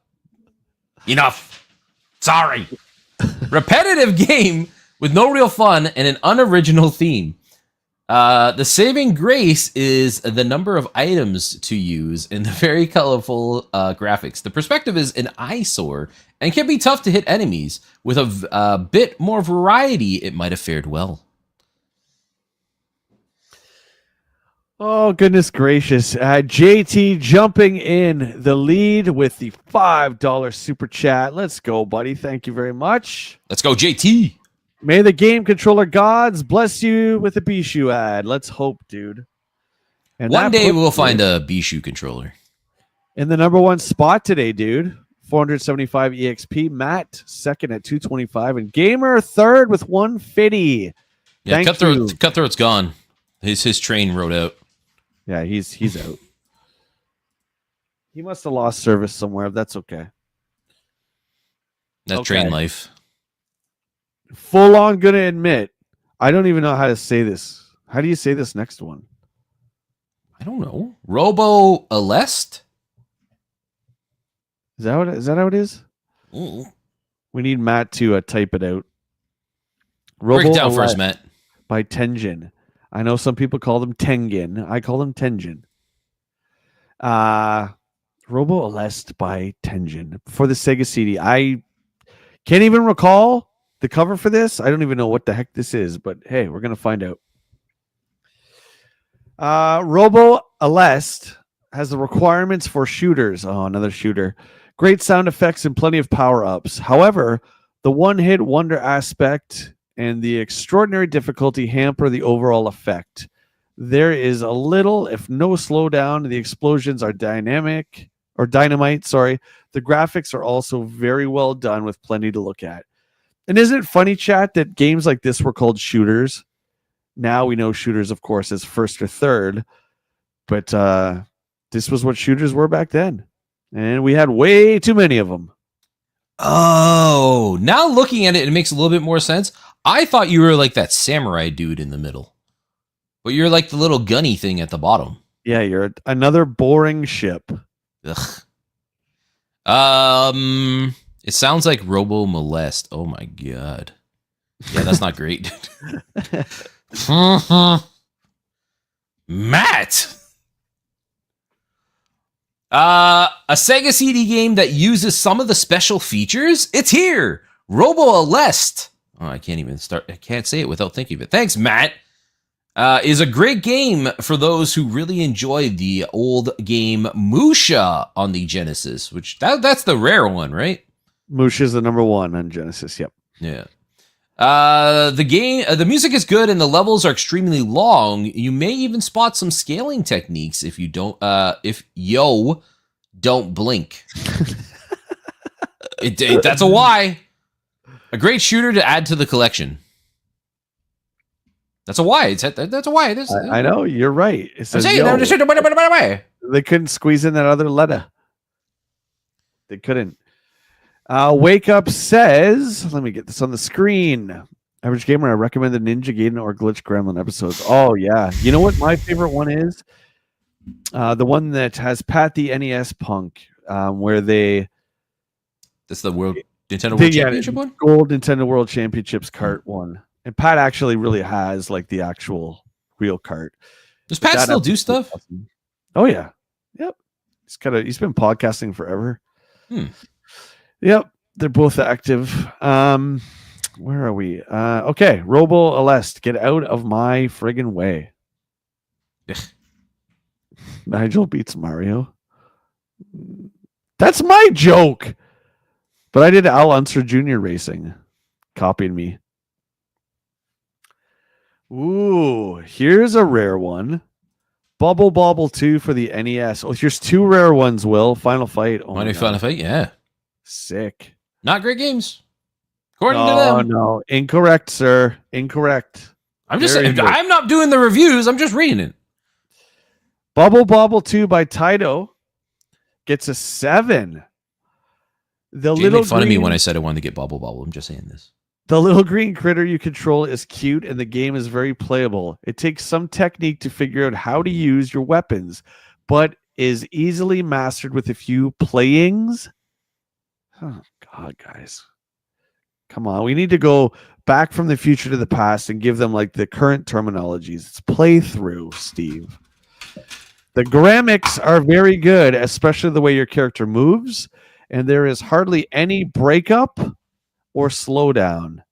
Great game for little kids. Oh man. I wonder breakup would be like screen tearing, because you know how some of those old games they used to have that a little bit. Yeah. Glitching or screen tearing. Yeah. Same thing. I really like platform games, and Bubble Bobble 2 has only raised my expectations. The backgrounds are very colorful for the NES, and the game plays pretty well. While looking like it's meant for kids, it actually has some strategic value too. For even more fun, try the 2-player game and win Battle to Win. I like the first Bubble Bobble. Yeah. That's like one of those games like you go to somebody's house for the NES and like everybody had Bubble Bobble, but like nobody talks about Bubble Bobble. No, that's like an absolutely fantastic game, dude. You're 100% right. Bubble Bobble rocks, and Bubble Bobble 2 is another late entry. Again, we're in 1993 here. I don't know anybody, literally anybody that was buying NES games in 1993. So it's a reason why it's rare, right? For sure. Mighty Final Fight, which is another great game, underrated game, another late release game in the NES library. This is, of course, by Capcom. I don't want to say it's an arcade port. Will, have you played this? No, I have heard of it, and you've talked about it a lot, but I've never actually played it. It's a great game. I don't know if it's an arcade port or if they're just trying to put a version of Final Fight on NES. Either way, it plays really solid. I recommend everyone check it out. Gets an 8 from Steve. Capcom made a very smooth move with this game and almost making a parody of Final Fight. For a 2-button fighting game on 8-bit, Mighty Final Fight is one of the best for the NES. All 3 characters have been retained here, and the remarkable thing is, so are the moves. However, there's some horrible glitching, slowdown, whatever you want to call it. Yeah.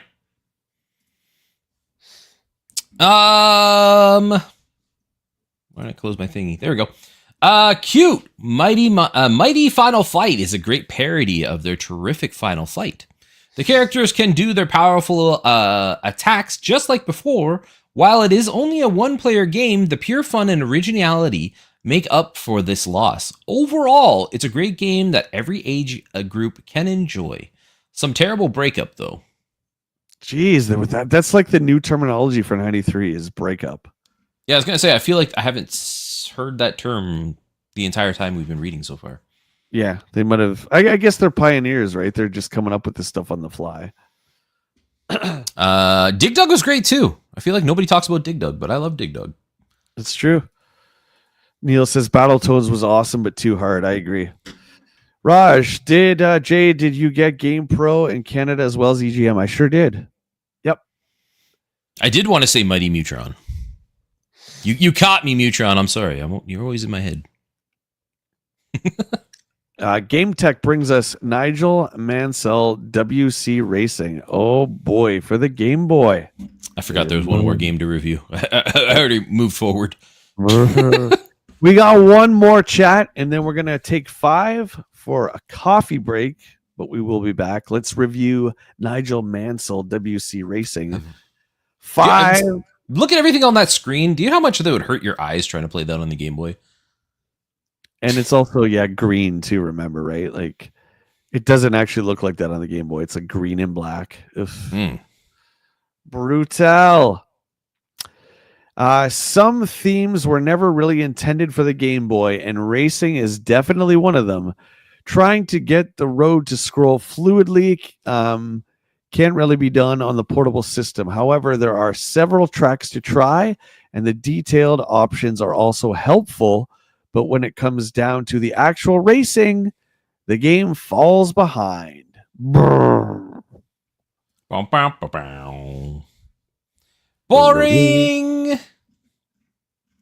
I'd give it a 7, though. Racing games really never offer anything new or exciting.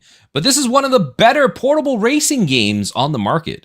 There are tons of tracks to race on, near perfect control, and even decent graphics. Of course, there is some blurring. But not enough to distract you. This is a very good portable racing game. Wow, it's weird how the two big head honchos can just have such different opinions about this, right? Yeah.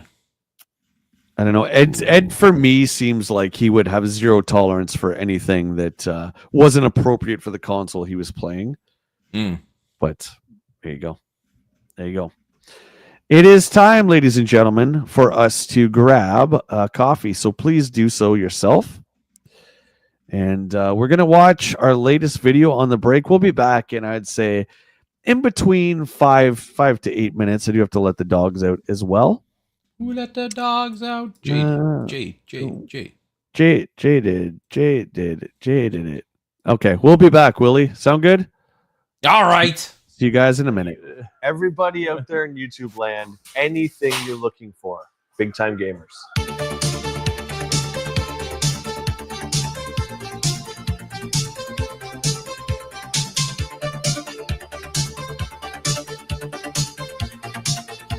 We're almost here. Awesome. I can't wait to see your face. How about you? Big time gamers, baby. Part 2? I'm excited. It's always a good time hitting the Dons. There it is, right over there. We just stopped at Timmy's. We're almost there. Oh, so close.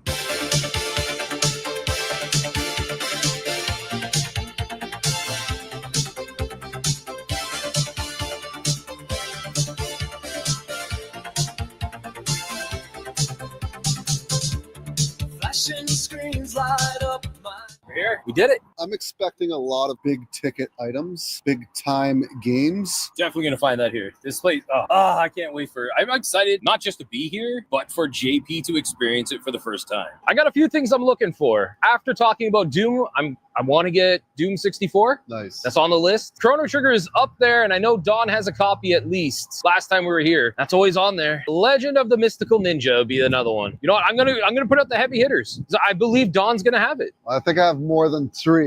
Ooh. But I'm thinking, well, for sure, first thing, I got to get Lemmings for the Sega Genesis CIB. Still haven't found that yet. Possibly a couple of Sega consoles. Potentially a couple Mortal Kombat games. Ooh. I'm thinking the Sega CD and the Sega Dreamcast. Okay, so looking to complete the complete collection of Resident Evil games. So I got a few. Looking for Deadly Aim on PS2 for sure. Maybe dabble into the Wii Resident Evils. Grand Theft Auto Vice City Stories. And this is an obscure one. Hey, it wouldn't be a Bartlett Hunt without some weird one. I want the no longer online Friday the 13th for the Nintendo Switch. Because there is a mode you can play offline with bots.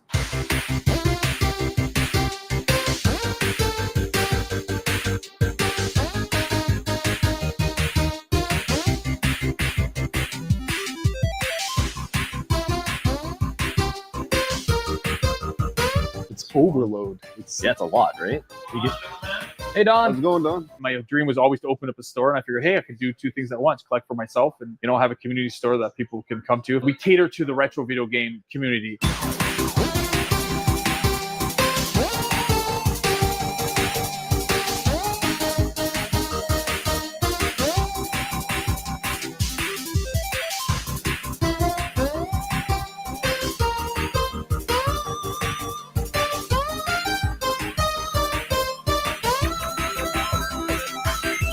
It is overload, overwhelming. There's so much selection. I'm super impressed. It's got everything for every category. All about quantity, quality, and just so well displayed. It's one of the best stores, if not the best store. I think it's the best retro gaming store in all of Canada. Could be all of North America. That is correct, sir. Nintendo 64 Quest production. Who's that guy? It's time to get back to game hunting for our own official collection. So They still got Mega Man 1 Yeah, well, that'll be there for a bit. splits. You get it Monday, Wednesday. I get it the rest of the week.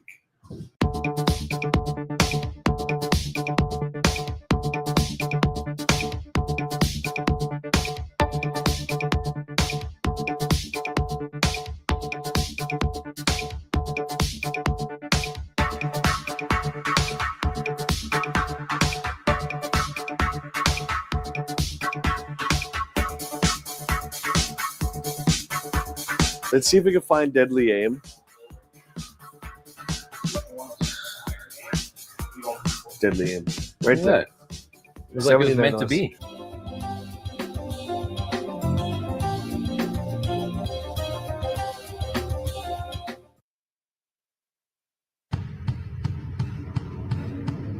And there's Outbreak 2. I need that as well. We have the big anniversary deal going on this weekend here at Big Time Gamers too. So Yeah, Don's been here for 6 years, man. So, you know, we were here last time off camera. Mhm.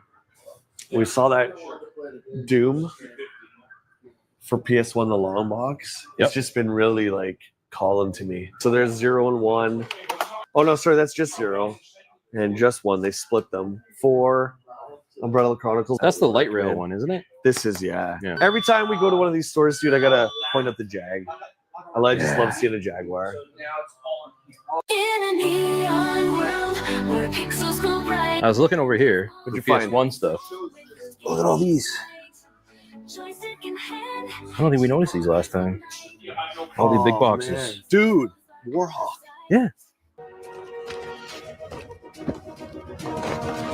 Those are my people down there, so find a way. We got Rotor Ash, Magic Carpet.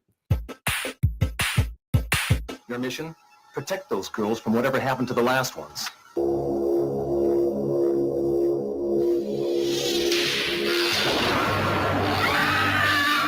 All right, buddy. So we've been here for about 20 minutes. What gems have you found? I have found the Sega CD console as well as the Sega Dreamcast console. 2 big ones you're looking for. That's awesome. Yes. Yes, JP. Don, Oh, I'm looking yes, sir. for Mortal Kombat 3, Ultimate 3, or Trilogy on the Saturn.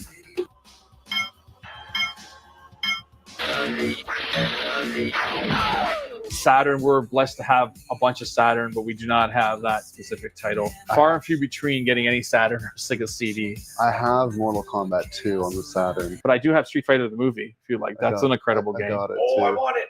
I got that one. I want it. Do you have Justifier? The gun itself, or you want the whole kit? Or This is Genesis here. And then don't we have Sega CD in box?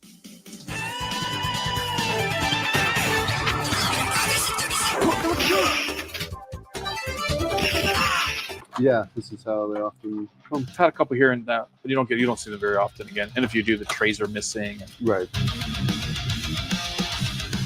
One of my friends actually gave me enough money to buy a copy of Final Fantasy IX. Thank you to Aki for the donation. It was super kind of her. Very cool. Oh, D. I should have got that. I should have got that copy of that, man. I really should have. Should have got that. Well, at least we know it's still there. Maybe. I'll never forgive myself, Will, for not getting that copy of D. That's the second time we saw it at Good Time Games as well. Yep. We sure did. That's like me and Bonk.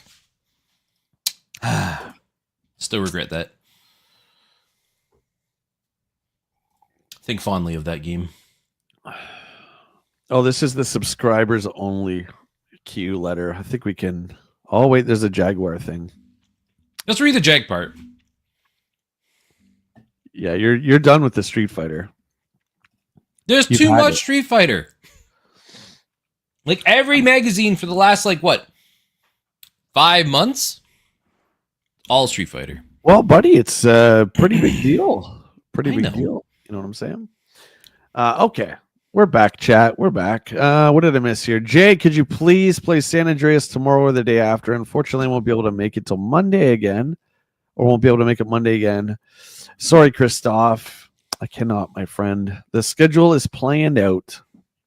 We're trying to do Grand Theft Auto every Monday. So you can always Monday watch Auto. the replay, though. It's under the live stream tab on the channel. Okay, Atari Jaguar. How much bite is behind the roar? Ooh, interesting. This is for subs only, by the way. Q-Man was the first guy to introduce subs. Maybe Q-Man started YouTube. Huh. Interesting. Huh. But I guess you could buy it off the rack. So I guess, yeah, that's weird. During the Summer Consumer Electronics Show, Atari and company showed off a video of their up-and-coming Jaguar console, as well as pics of the unit for VIPs like yours truly. This system is housed in a small package and bears an amazing resemblance to the early PC engines. The video on the show floor was marginally spectacular, but the tape being shown behind closed doors was incredible. The machine's ability to manipulate objects and fill the screen with 3D environments, is clearly head and shoulders above the competition, including a lot of what 3DO can do. The polygon-heavy positioning of the machine, which was developed by Flare in Europe, makes it an ideal platform to out Star Fox, the Nintendo hit. Where did you learn to fly? But can also be a limiting factor in producing conventional run and shoot softs. What? Run and gun? Still running at a rumored 25. Still early time. Yeah, that's true. The Jag should be available to do some ripping things. All right, you take over. I can't do it again. We still have a whole letter for Q after. I know this is just the subs only. All right, well, let's skip it. No. We'll finish it. We'll finish it. We're here. Yeah, We're here now. We'll finish the Jaguar. The big Jaguar news, however, concerned Atari's rumored marketing plans. Although Atari claims to be cash rich, the company is primarily said to be worried about the drain that the inappropriate console launch could have on the overall company. That's probably a good concern. Very good. Hoping to hedge their bets and align Atari with a top-level force, the show buzz had Atari joining forces with IBM to co-produce and possibly even co-market the new machine. Although neither Atari nor IBM have confirmed this to the Quarterman, plenty of people behind the scenes were given a wink and a nod to the concept that something truly big was impending with IBM. If true, the Jag may have found a home that even Q-Man would be comfortable with. I'll just finish it off here. That about sums up for the assault. Okay, you just closing out. That's cool. Nothing important there. I don't know if IBM ever did get behind the Jaguar. Does anybody know in the chat? Because their marketing was mid at best, like the whole Do the Math campaign. We look back on it now. I mean, it was mid at best. I get it was the 90s. It was the time to be a smart aleck and all that. But even Will and I, a few years ago, we reacted to the Jaguar infomercial, which is just, it was so dry, right? Their just marketing was not good. Yeah, they're not good. No bueno. Atari, as much as they're so important in history, I don't think they were as good as they were when the 2600 came out. That was to me, their peak, man. It just was. But there you go. Oh God, there's more reviews. I thought we were done reviews. Yeah, there's more reviews. There's the Q-Man's reviews and previews, and then there's reviews. Speedy Gonzalez, nobody cares. Arriba, see you elsewhere. By Sunsoft, hey, that's a plus. Pepe Le Pew, Speedy Gonzalez, Sylvester the Cat, Tweety Bird, all those characters suck so bad. Sorry. And I don't like Tiny Toons either. All right, let's get on with this. 7.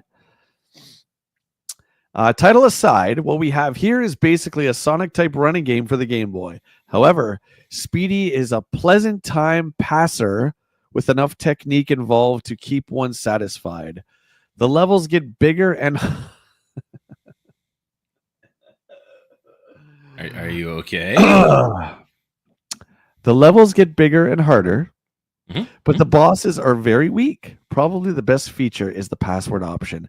That's the best feature of the game, is the password. And he's still giving a 7. Yeah, we rarely see below a 5. Do you know what I mean? This should be a 5 at best. That seems weird. Yeah. Speedy Gonzalez is is one of the better action games on Game Boy in quite a while. The game plays very smoothly, excellent play control, and good music.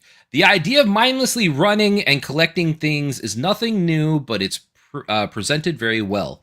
The password feature is a very nice touch. Okay, you know what? Hold on. Speedy Gonzalez, GB Patward. Yeah, I mean, is that a huge deal for a side-scrolling platformer? I don't know. Raj, it's Zelda. Yeah, Link's Awakening, buddy.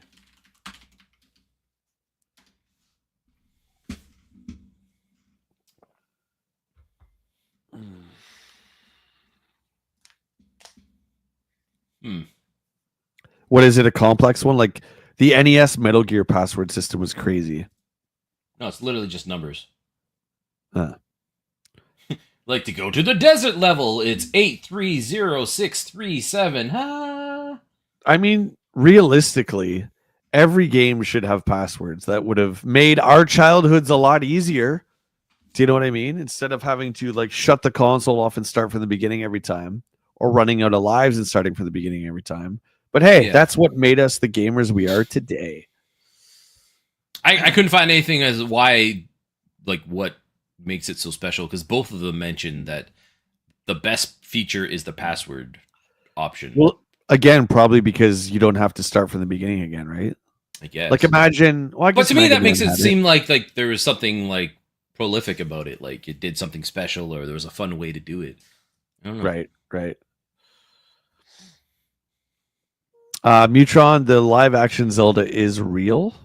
Mm-hmm. Yeah, they just finished casting on it, I heard. It's not like Scarlett Johansson Raptor turning into a raptor, which I completely fell for, which is what amazing. kind of dummy would fall for that?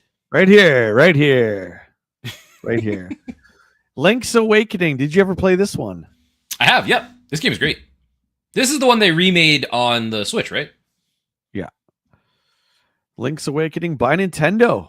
8. And it gets Editor's Choice Gold as well.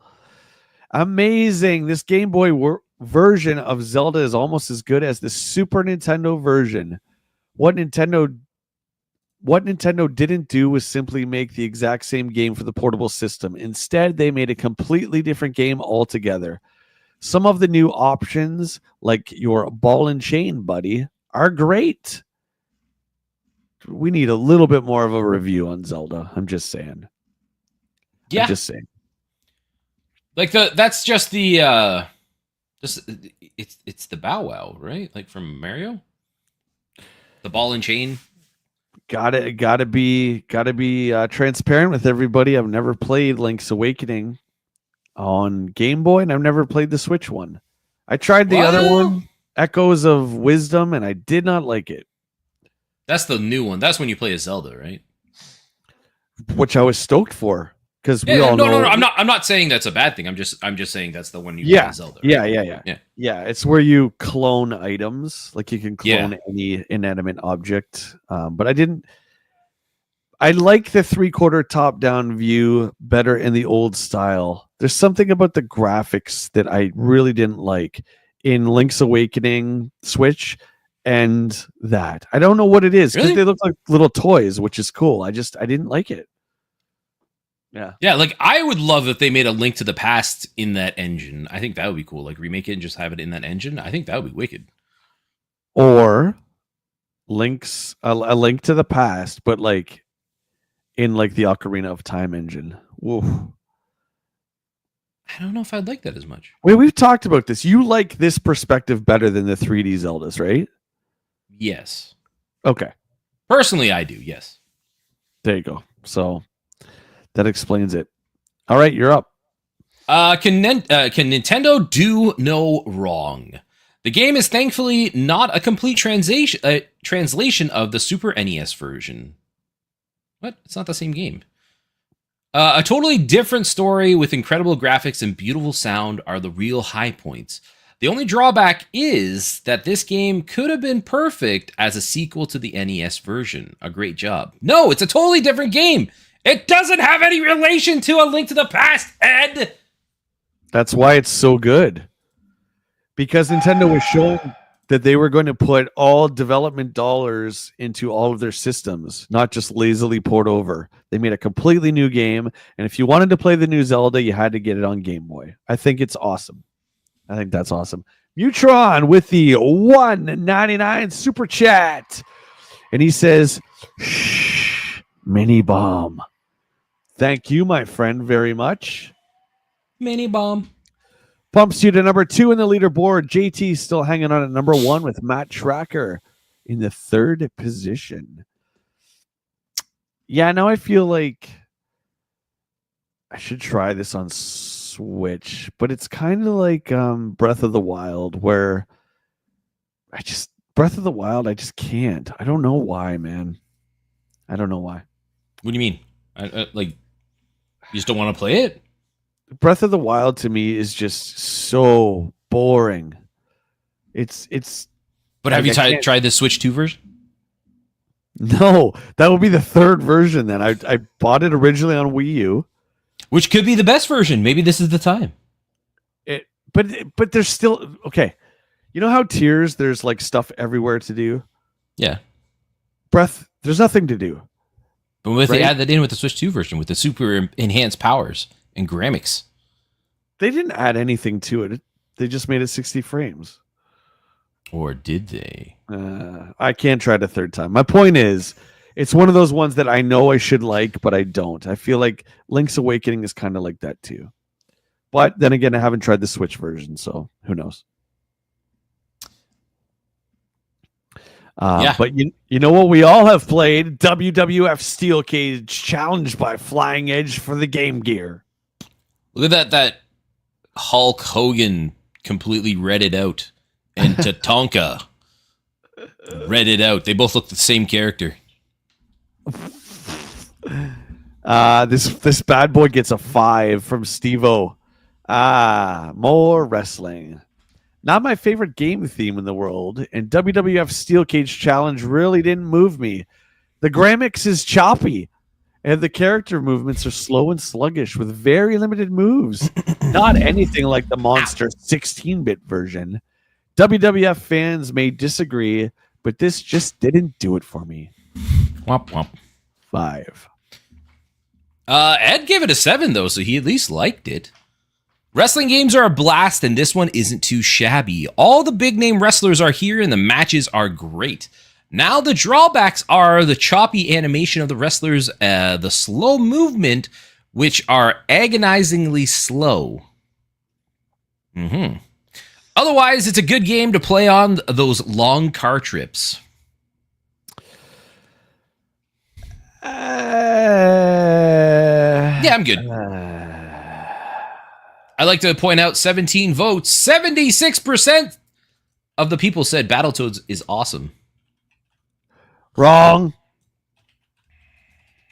Incorrect. Jay hates chat. Confirmed. I'm trying to do the next poll.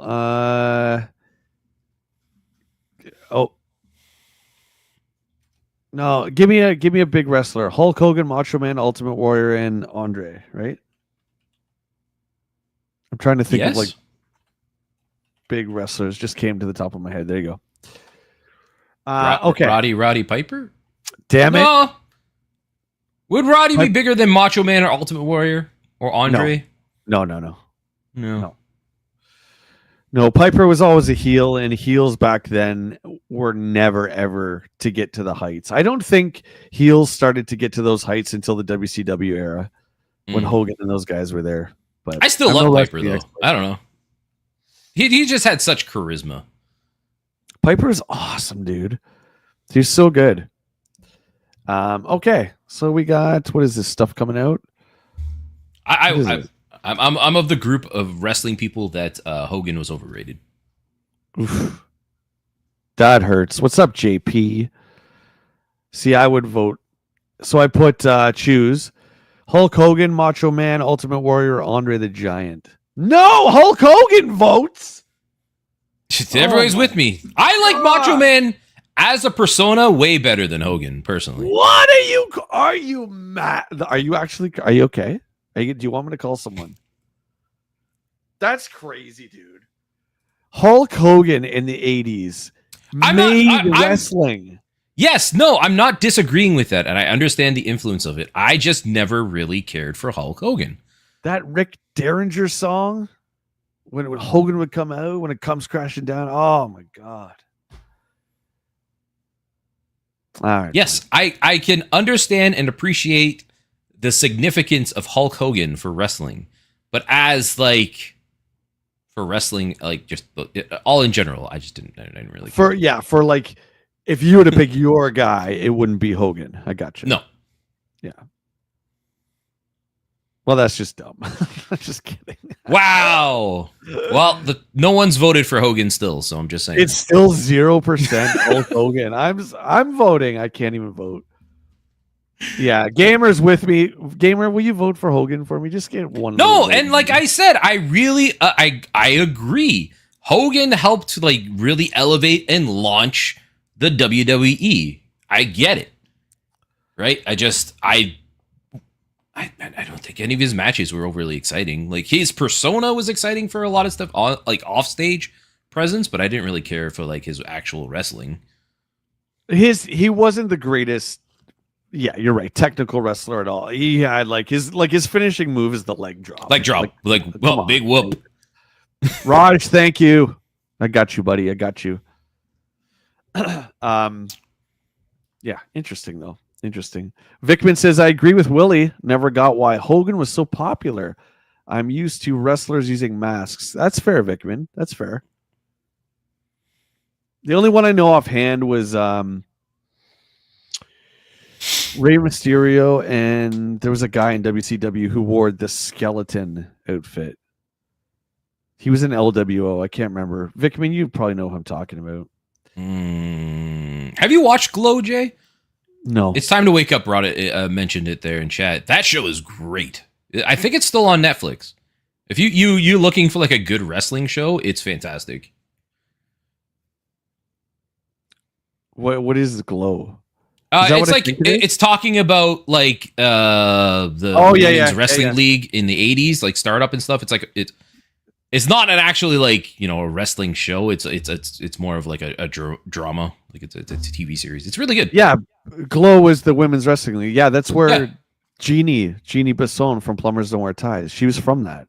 Mm-hmm. She was one of the OG Glow wrestlers. Isn't so this is a show about the whole story of Glow and stuff, and like I'm sure some of it is like embellished for the show, like TV stuff, like, you know. Sure. But, it's really good. That series is fantastic. Like, it's like reenactments, or it's like docu-series? Reenactments. No, okay. It's enactment. Yeah. Okay. Yeah, it's really good. Cool. It has that girl from Community in it. I can't remember her name. Cool. Well, shout out to our buddy Jeannie. Rock and roll, Plumbers Don't Wear Ties forever, for life. Okay, here we are, Gaming Gossip. This is for us regular people who just buy the magazine off the rack. This isn't the subs only Quarterman. So we're definitely going to not read all this. You can pick first, buddy. I think I see where I'm going, but you can go where you want to go. Sorry, I was looking at the lists. Hold on. Oh, I skipped all that. Yeah. Needed infos. I guess I'll do the first half. You can do the second, or you want to pick and choose? Let's just do like one or two each. Yeah. Okay.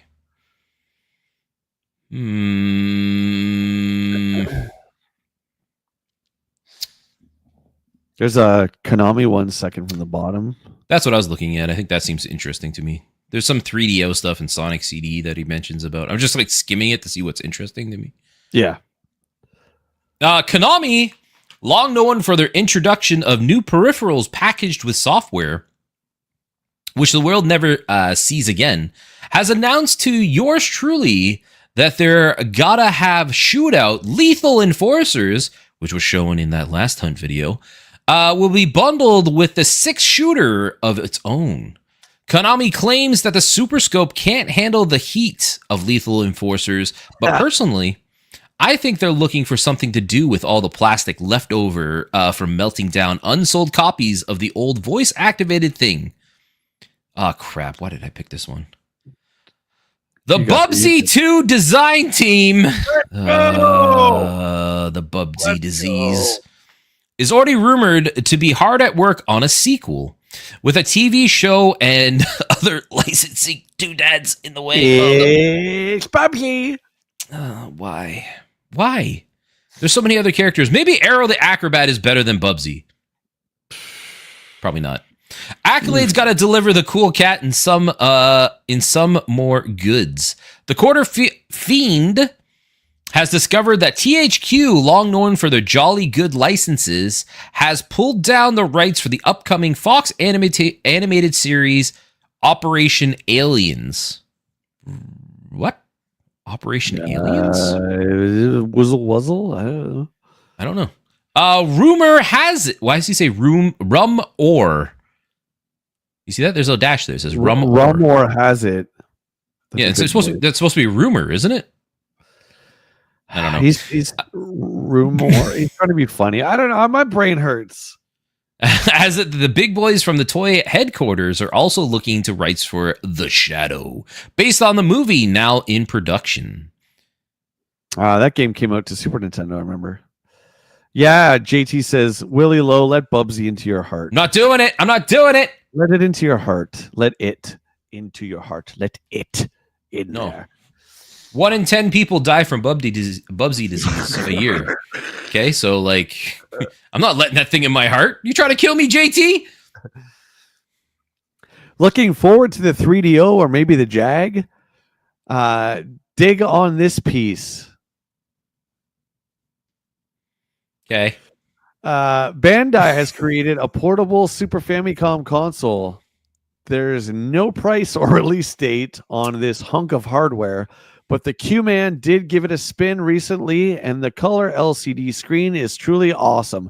See, he tricked me, chat. I thought this was going to be a 3DO article, and now it's about this dumb thing. Anyway. Yeah, that's because how his brain works.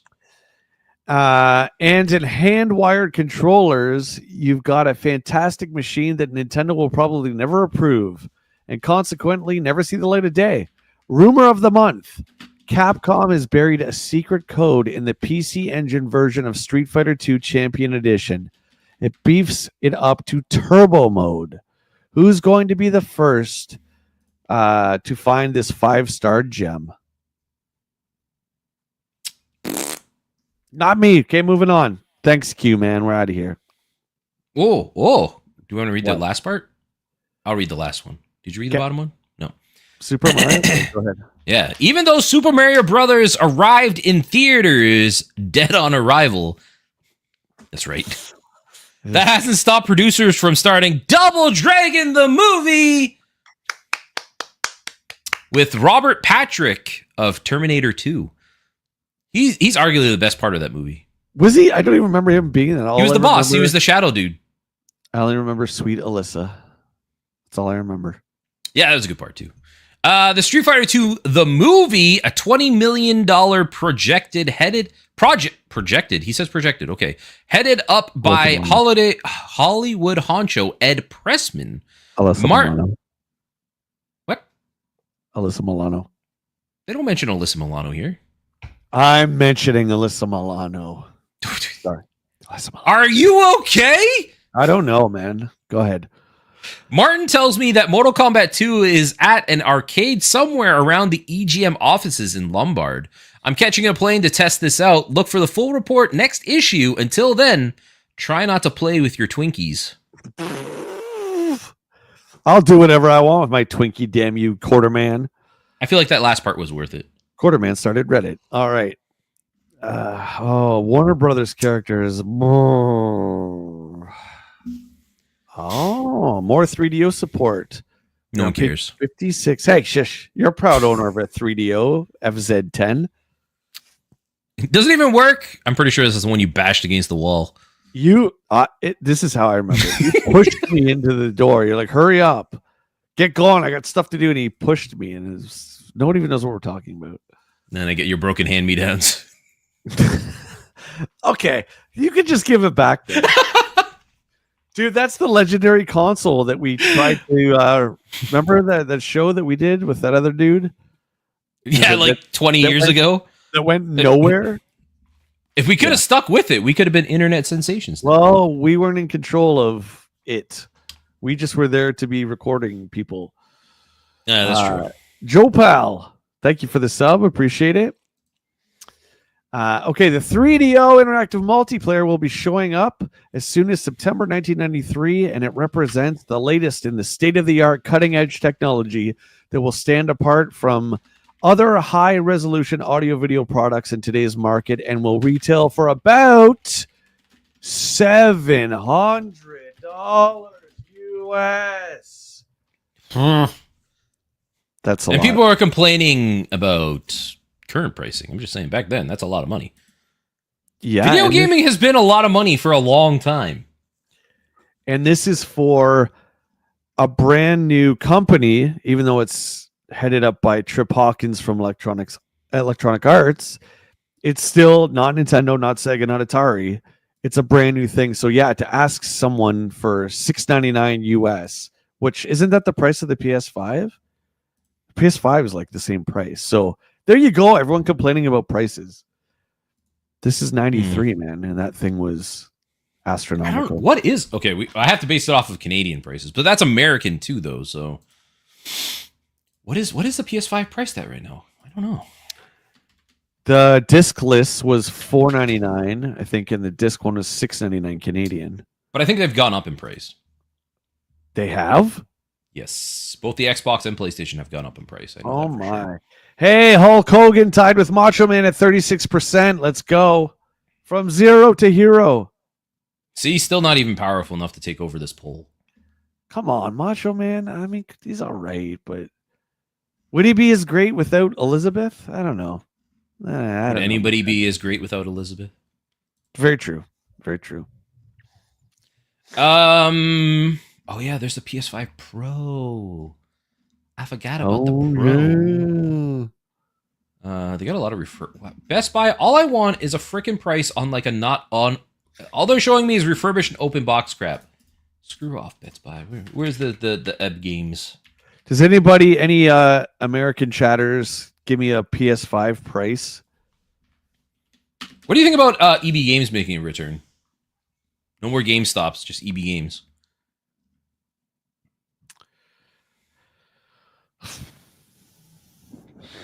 You like it? And Yeah. EB Games is a Yeah. strictly Canadian company now, too. But they're still going to use the same, to my knowledge, practices that GameStop instilled. So if they change that, it would be different. But GameStop is still not a fun company to work for. I'm just saying. So, I mean, for a customer, because we're civilians now, Will, so I would give my money to EB Games over GameStop 100%. So as a civilian, yes, I think it's good. Okay, there you go. Slim's $4.99. So I only can see bundles right now. It doesn't show like the console on its Thanks, own. JT. But there's an NBA 2K25 bundle for $6.49 Canadian. Okay, and the 3DO is $6.99 in 93. Yeah. Just saying. Yeah. Just saying. Or if you want the PS5 Pro, it's $9.59 Canadian. No, I don't. Have you ever bought any of those? Oh, you got yours replaced, right? Bro? So Or no, this one? so my first PlayStation died when I was playing Spider-Man. Right. And I never went back and played Spider-Man after. But I bought a new PlayStation Slim, which I like the Slim, but that wasn't like the upgraded Pro version. $1,000 for a console is a lot. And to do what exactly? To be fair, like mine, like I said earlier, when we were asked like between the Switch 2 and the PlayStation, like my PlayStation 5, like just sits there. I want to play it more, but like I feel bad if I'm not at my PC doing something. You know Maybe what I mean? it's Like because what we do, maybe it's a lot of that. But you know what? I'm going to take that back because you've always been a pretty big PC player. And I, over the last couple of years, have certainly dove into PC a lot more. I think this is one of the weakest generations I can ever recall, dude. Like, not on the Switch side, but PS5 and Series X, it's just weak, man. I think the issue right now with the current like console market is that it's not really exclusive anymore. And we're starting to see that with Microsoft. Like we talked about this a while ago. And I think we called it here on the show. I said that Microsoft is going to make big moves to start putting their content on everything, right? That means no more Xbox exclusivity. It's just their games are going to be on whoever wants to have them. And then that like makes it less interesting to own an Xbox console to me now. Oh, yeah. And then that's the same with PlayStation is now they're starting to move out and start putting their games on other platforms. Like they announced Helldivers 2 coming to Xbox. And it's like, you know, and then they've had their games on PC for a while. So it's like, as that happens, cool. Like, then why do I need to have a PlayStation or an Xbox? Like, I can get these on PC then. Cool. Thanks. And I get it because I have my PlayStation and primarily so that I can keep getting physical games because that's the only way to do it. You can't do that on PC. But for the average consumer, like, I don't know, if you're a PC gamer, there's no need to have a console. Yeah, I just want to read Mutron's joke here. Jay, I finally took a bakery job. I really need the dough. And then he says, I'll see myself out. I'll give you one of these, buddy. I loved it. I thought it was great. Have you ever seen this? This is Sonic the Hedgehog for the arcade. I haven't seen this, no. I don't recall this one either. Did it ever come out, or was it just like an idea? No, it came out. They give it a 10 here. But it's like a 3/4 top-down view. It looks like it's 2-player. Really weird. Yeah, because there's Tails and Sonic. Weird. Yeah, I've never ever seen this. Really bizarre. Well, there's one other thing that I gotta ask you about. Let's take this off just for a sec here. I briefly talked about this on one of the streams this week. Have you heard this rumor, whether it's true or not? It's not the Scarlett Johansson thing, but that when you now buy a Ubisoft game, there's supposed to be something in their clause that says if you buy a physical copy of whatever it is, and they decide to take it off their servers, you are instructed to destroy your physical copy. Yeah, what are they going to do? Come send law enforcement to my house so that I do it? Well, but you've heard this, right? I actually haven't heard this, no. Yeah. I don't pay attention to Ubisoft is like one of those. I used to love Ubisoft in the day, and now like I almost could not care about anything they release anymore. Exactly. They suck. They suck. They do. I'm sorry. And I don't hate on game companies. And listen, let me be clear. When I say they suck, things turn around. Yes, I don't boycott companies like that. I'm just saying, unless it's Blizzard, but that's another thing.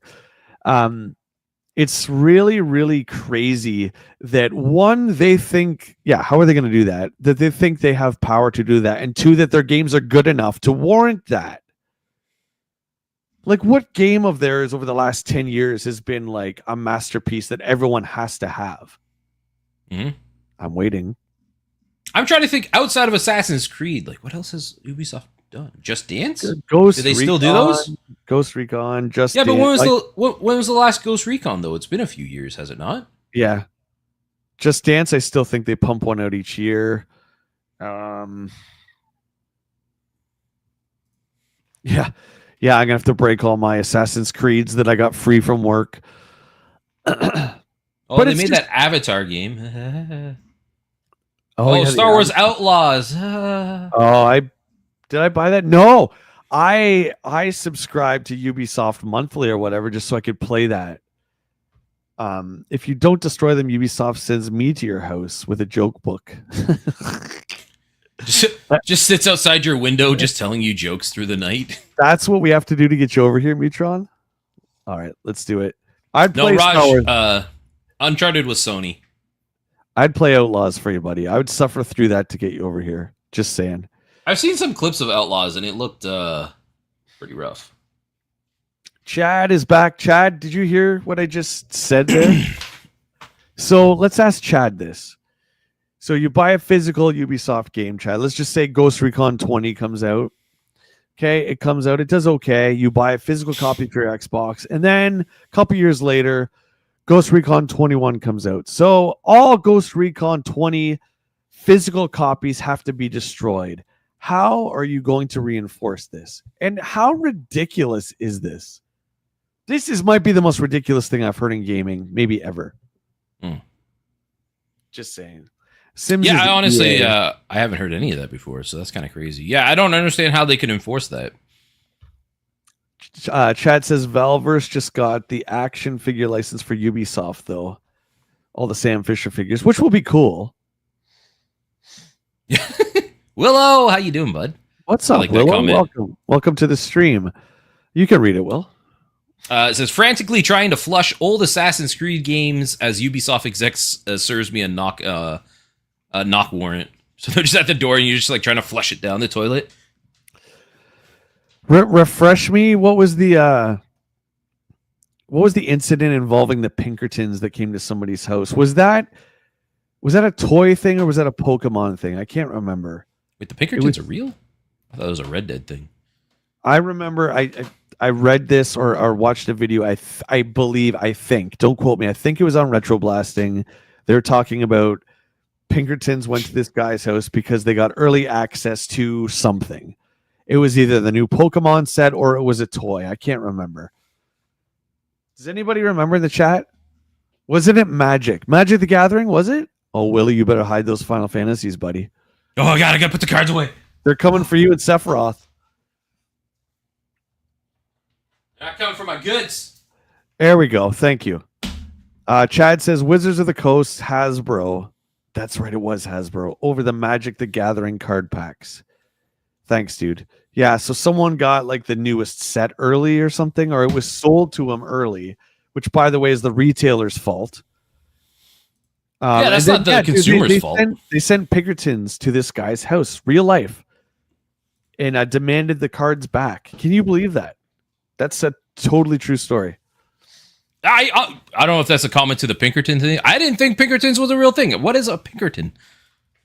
I don't know, but I know that Okay. you don't want to mess with them. What's a Pinkerton? Can someone give me a quote in the chat? Ubisoft is just saying that because you are stashing a box of factory sealed physical games to sell later or make more money. Oh, Magic cards. You think so? Okay. Have you seen these cards? They're pretty sweet, honestly. I'll make you big. Go for it. Like, look at Oh, some of the artwork on it's a these. private detective, JT says. Thanks, dude. Yeah, like these. Look at these. Like, they got some good artwork on them.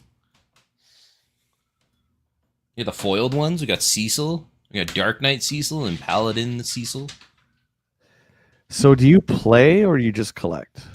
I don't understand Magic. I just collect them. I mean, you can learn, right? Maybe. This is the big card I got. That one.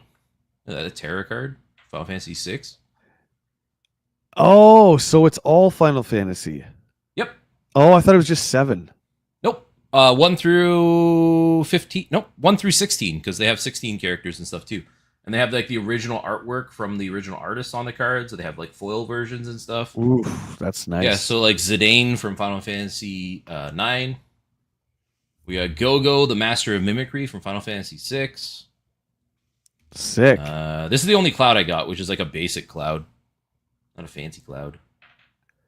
I like how it looks like every card's almost, every card is almost a different artist.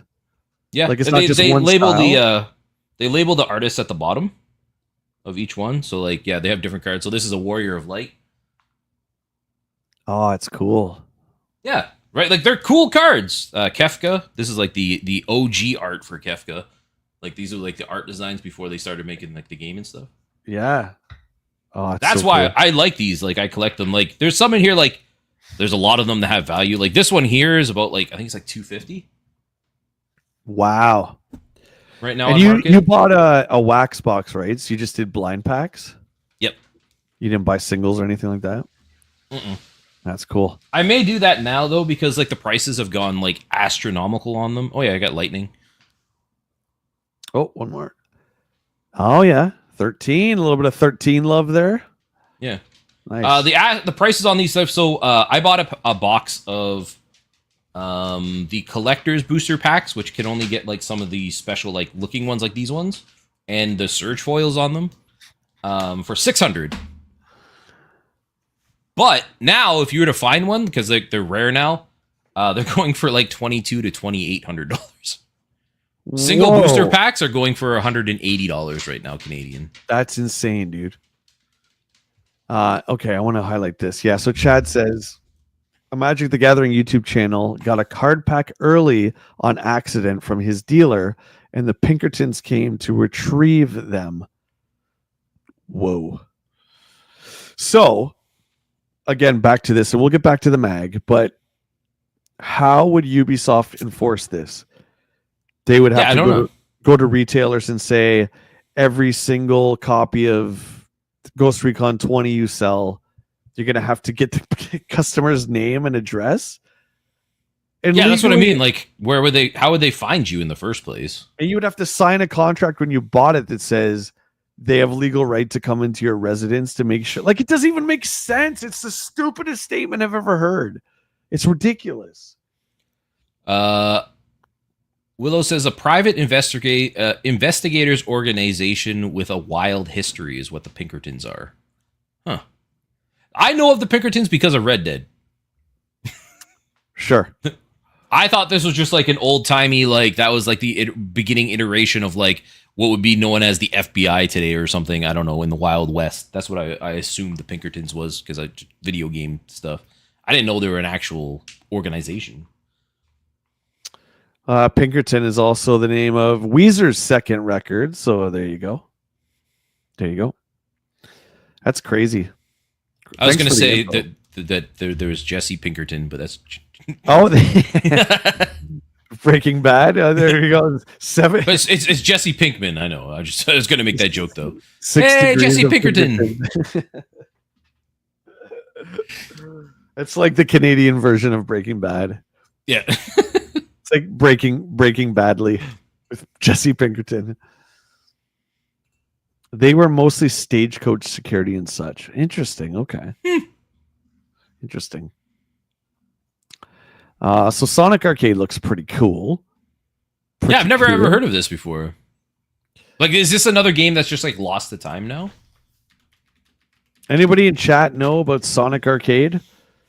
Sonic the Hedgehog Arcade, if it's on any Sega collection. I don't recall it, but there's been a million Sega collections. Most of them are Sega Genesis collections, though. Apparently, there's 4 arcade games involving Sonic. Nice. Port of the Sega 32X never materialized. The game was cut from the compilation Sonic Gems. Yeah, I guess they've never re-released it on anything yet. JP says, pretty sure it's just Sonic 3D. And Bash says, if you remember the show The Littles, here, let me bring your comment up. If you remember the show Littles, I'm wondering how tall they would be in proportion to a magic card. Interesting. I don't know that show. Do you know The Littles? I have some foggy recollection of it, but I can't say I watched it. No. I just pulled it up. That doesn't ring a bell for me. I don't think I've seen that show. The Littles. Phantasy Star 4 in the International Outlook.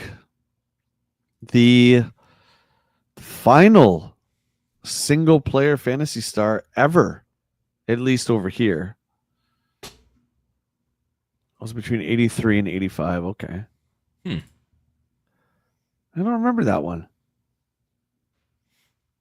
Time to Wake Up remembers the Littles. Dinky was peak. What? I'm just reading the comments, okay? I don't know. Sometimes Dinky's peak, I guess. I don't know.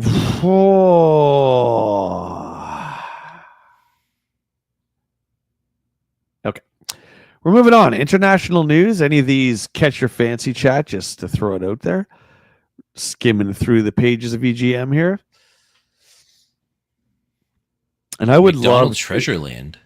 Yeah, I was gonna say I would love to go to like. It would be fun to go to Japan and go to a retro store in Japan and just see like the thousands of titles for all these consoles that never came here. Like, wouldn't that be great? Just there's probably so many of these that we never got versions of. I'm just muting my mic because somebody's vacuuming upstairs. I don't want it to come through. Oh, can't hear it. Okay, I'll leave it for now. Let me know if you do hear anything though. Yep. I do like there is the Dracula X they show there, but they call it Vampire Killer Dracula X. Right. And I believe this was called Rondo of Blood. Yeah, but it says Super CD-ROM. Interesting. So right? that's Super Nintendo CD-ROM? Because they were developing a CD-ROM system originally, right? With Sony. Sony, yeah. That was the it was N64 that it turned out to be eventually after. But No. That Wasn't was the one with Sony was called the Nintendo PlayStation. yeah, but I thought that's what it is, and then they rerouted, and then they had the N64 afterwards, didn't they? Because that would have been the era with the PS1 and everything after. No, Sony got left at the altar because Nintendo went with Philips at the 0 hour because Philips were going to make the CD-ROMs cheaper. So that's why they licensed Zelda and Mario to Philips in exchange for them making the CD-ROM. That's why we have the terrible CDI Nintendo games. Not Nintendo, but the characters. Yeah. And then the developers of the PlayStation, they're just like, well, we have all this tech and we still put it out. So it's kind of like, Nintendo made their own competition kind of. They're responsible for creating the PlayStation as we know it, right? Yeah. And Sony's the powerhouse because of that. So there you go. Look at page 79. Chat, check this guy out. Rocky the Rodent. So this is IREM. So this is their mascot. I gotta find out who makes Aero the Acrobat. I still have to figure that out. We're halfway through the magazine. Still no Aero the Acrobat. No. Go hair wire with your Super Nintendo. He's quicker than a greased hairball, tighter than a hairpin turn. He's got hair with an attitude, and the fastest hairspray in the West. He's trouble in the fast lane. Tricks if you can't. I've lost interest. He looks so generic. Yeah, dude. Nothing about that character is interesting. Team U Sonic, exactly. You know what this looks like to me? Like if you were to go in like a very primitive AI program and say, make me Sonic the Hedgehog. This is like what would show up. Oliver, how you doing, buddy? I don't know if I said hi to you. What are you saying? Jay, which wrestling prolific history of Hulk Hogan would you prefer? Hulk Hogan's Hulkamania or Hulk's heel turn? Oh, that's tough. I was saying yesterday I almost like Hogan better as a heel, but there's something about when Hogan comes out to the Real American Song. It still gives me goosebumps. So I would say when he's a good guy. Yeah, I like that NWO era, but I think that we're a few years different, and I think that was like the top of like peak wrestling for me at the time. So like NWO would probably be my vote. Oh, it was great when it was just him, Scott Hall, and Kevin Nash. It was just the three of them, right? NWO. It went a little crazy with like the Wolfpack and all that, like branching off and stuff like that. But it was still fun. Yeah. But the OG NWO was so great. And Hogan was just awesome. Like I loved it. Sunsoft made it Aero the Acrobat. Okay. Thanks, JT. Oh, so no, wait. Aero the Acrobat even good? They didn't even do it in a review. No cover story, not reviewed. Oh, wait, we got some Bubsy passwords. Nobody cares. No, look away, Get kids. Avert your eyes. Papers out, chat. We got Bubsy Super Nintendo chapter passwords. 15 levels to the game. Oh my god. Well, I'm just telling you right now. My new hipster pick on my list. I always have to have one. Bubsy for the Atari Jaguar. Why? Bloody, that's like we're getting into like insanity territory. First of all, how many Jaguar games have we seen? Not many. We see the system very little. Yeah, but and then trying to find the box for it, like forget it. There's going to come to a point where we're just going to have to like make sacrifices with the block stuff. But I think we're still getting a lot of stuff right now where it's still okay. I still like prefer it if you can, but like just some things are just getting too rare where you just probably will never find a box, at least in Canada wise. Maybe if we went down to the States or something, but your eternal battle with Chrono Trigger. Yeah. Do you think that's one that you'll just eventually just be like, I'm just going to take the card on this one? I don't know. Because Chrono's pretty common.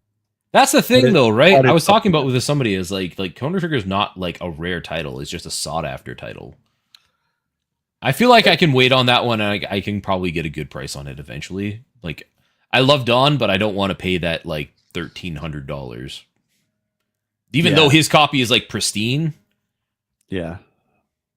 Well, you're definitely It's either that or I save up. We talked about Listen, that. I spent a lot of I spent a lot of money on Magic cards. Okay, I gotta. No, that dude. I'll never give anyone crap for what they spend their money on. I'm just saying. Remember, we're like, if you took a little bit of your paycheck and just cashed it out and put it in a physical piggy bank, Yeah. right, and then a couple months you open it up or whatever, like 4 months, and then you're like, okay, now I'm going to take this $1,000, find Chrono Trigger, and it doesn't feel like I'm spending $1,000. Where I get it, man. Like if you go up to the counter and you're like, okay, I want Chrono Trigger, and you pull out your Visa and you see the bill for like $1,200, it's rough. Yeah. So you're going to have to piece together the money, I think. Yeah, we're gonna have to save it. But then, like, we go doing hunts every few months, so that makes it hurt. I don't know. We'll figure it out. I'm gonna do a charity drive after we help for the kids. We're gonna do a charity drive for me. Get Willy Chrono Trigger. What is going on? Gonna be honest, I'm looking back at your top 20 NES games, and NGL, I don't think it's accurate. Oh, not gonna lie, I don't think it's accurate. Flintstones isn't even one of them on Nintendo Quest. Flintstones is not in the top 20 because it was a Blockbuster exclusive rental and therefore does not count because I was going for games that you could buy at retail.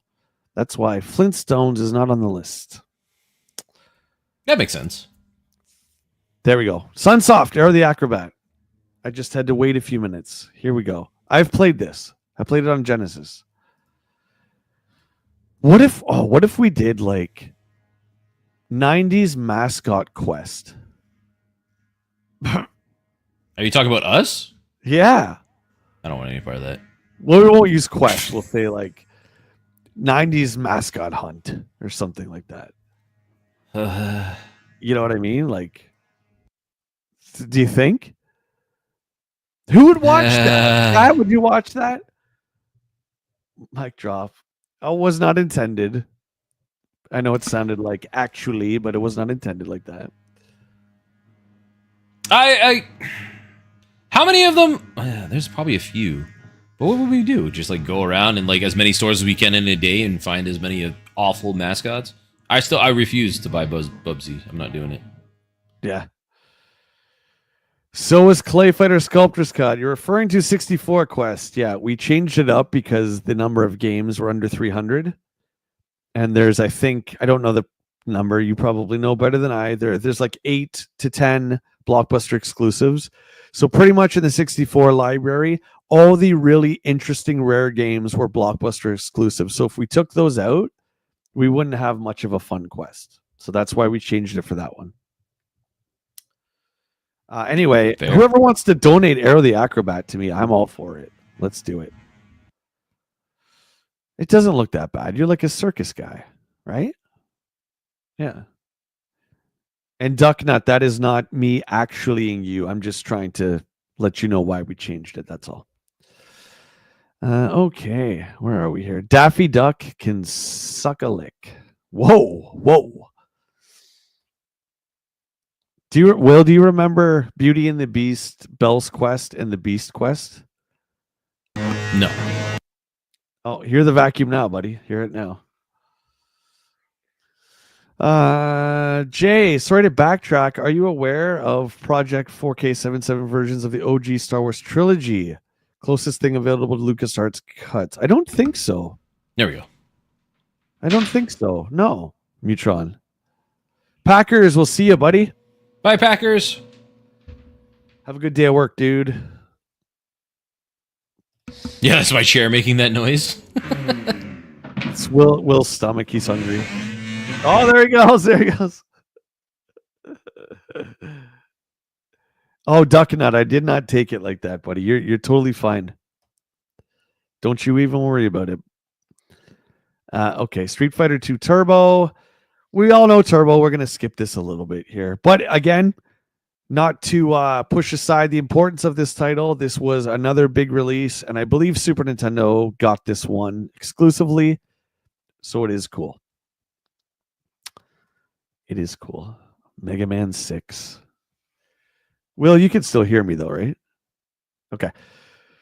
So I put a poll up for the next game that you want Will and I to race, and this was one of them. So I picked blind race, meaning ones that we don't really know, both of us. So this was one, guys. You can go, if you're a member, you can go under the members only tab and vote, but I did put Mega Man 6 as one of them. There you go. Mega Man 6. Aladdin. I would rather play nothing. Man, I got this thing against Disney animated stuff. Where's my Fox and the Hound game? I'm just saying.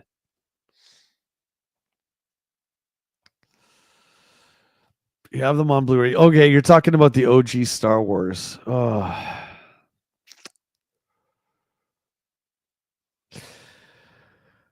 The only thing that I'm going to say that I think was really bad was the thing that made everyone hype for it, which was, if we're talking about A New Hope, it was the Jabba the Hutt scene.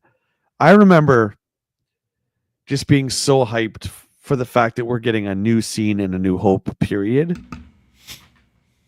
I don't know. Am I one of the only people that thinks that the special edition stuff doesn't ruin it for me? Like, I just don't really care that much. I don't mind it. It's like the OG ones, of course, are better, but it didn't really bother me, except when he steps on Jabba's tail. But they had to do that workaround, right? Because it was a human actor. It's like, definitely still a very weird edit when you watch it like happen. Yeah. We're gonna do a top 20 Super Nintendo game. Yes, probably 25. I think Ducknut. We haven't worked that out yet. But yep, it'll be in there for sure. The prices will be in there. Super Empire. Have you played these yet? Not yet. I got them. Listen, that's the beauty of collecting these physical games, is that I don't have to worry about them coming to destroy my games because I have them here. Unless it's Ubisoft. You imagine George knocking on your door? Hey, Mr. Lowe. I know you got some OG Star Wars Super Nintendo games. I ordered those to be destroyed this minute. I don't know what you're talking about. Get out of here, George. You're like, I'm not answering the door. Like, what are you going to do? Kick the door in? Then Sam Jackson shows up. You're like, oh, God. All right. All right, take him. Take him. You win. Play fighter. Sure. What is wrong? Look how small these pictures are. You don't think they could like enlarge them a bit so you could actually see what they are? Yeah, like their stats were more important, which I think the stats are cool. They added those in, but Crusher likes color, hates Sega. Sex, Clay, slogan, win. Married? Yes. Married? No. No one cares. Like, all of them, like, Sex, Clay, Bonker, Clay, Val, Clay, Ghost Guy? Other guy, Clay. Like, okay, yeah, Clay fighters. We get it. They're all Clay.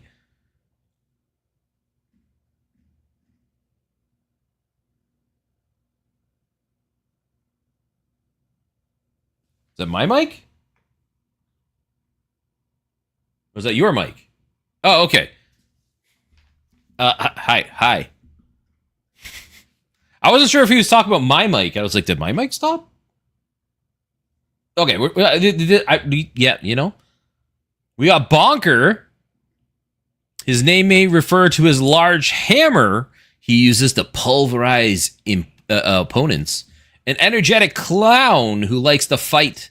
Bonker gloats over broken, defeated enemies laying on the ground. Check. There we go. There we go. You're back. We were talking about Bonker and how awful he is. He has the fairy punch, the eye poke, the horse buck, and the hi there. Like the high there.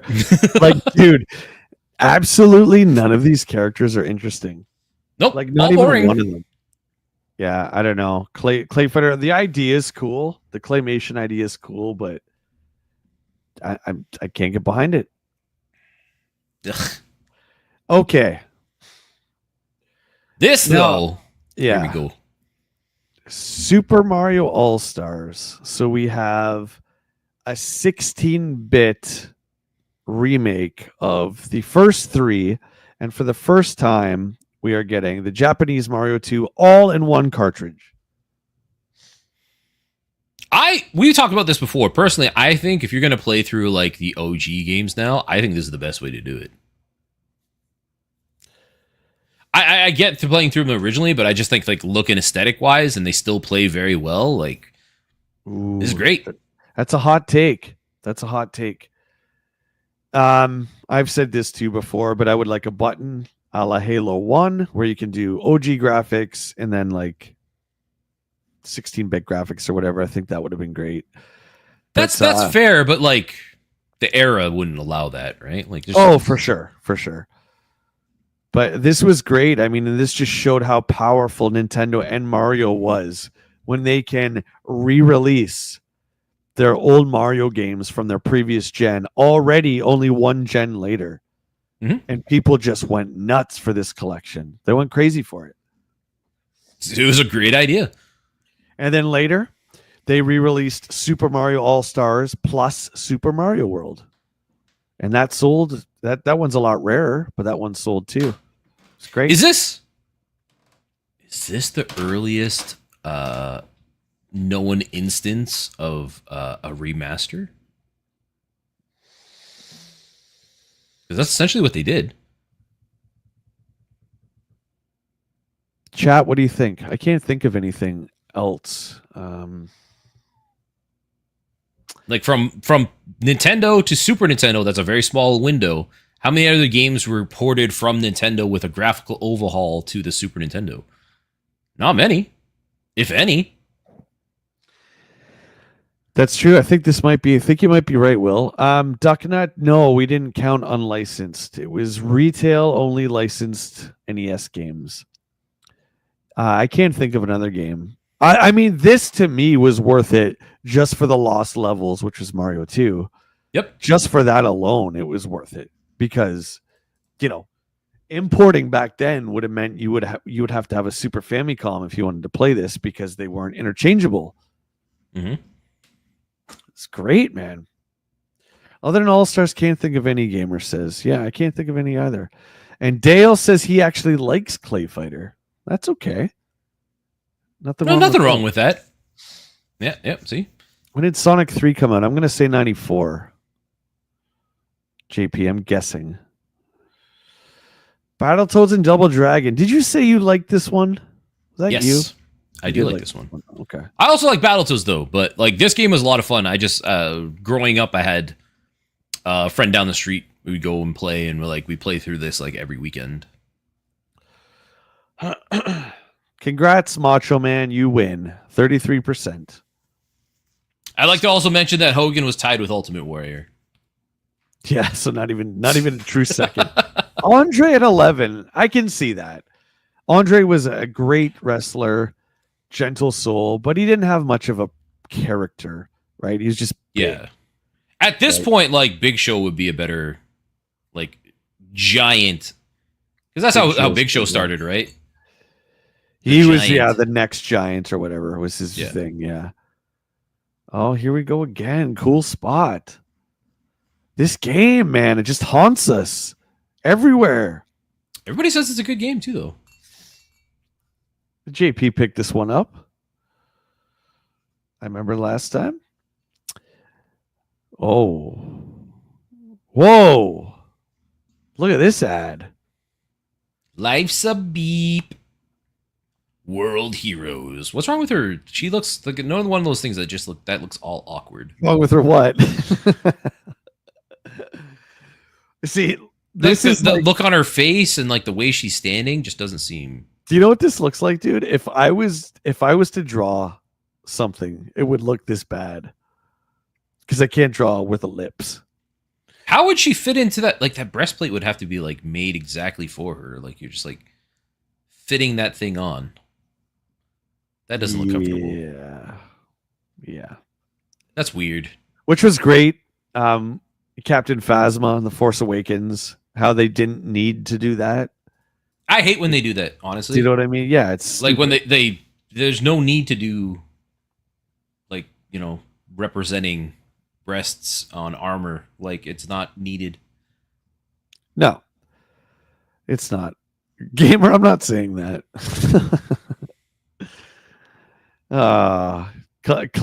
What? Claymates. What's the difference between Claymates and Clay Fighters? It's the same universe. Have you played with Clay today? That's none of your damn business. Made by Interplay. Is it from the Clay Fighters one? Who makes Clay Fighters? This looks more like a Clay Fighters also Interplay. Oh, yeah. Okay. So is this the same universe? Oh, there's Macho Man again. Not the same characters. None of them are the same characters. Your character can shift forms. Yeah, it's a platformer. Weird. Interesting. Interplay was just about Clay back then. Oliver says the Art of Fighting from Neo Geo was another arcade fighting game I played in the 90s, along with Fatal Fury and World Heroes. Art of Fighting was great. The sprites were gigantic. I remember. Yeah, you love your gigantic sprites. I do. I love them. Bomberman for Super. Great game. A must-have for the system. Sorry, Super Bomberman. Sorry.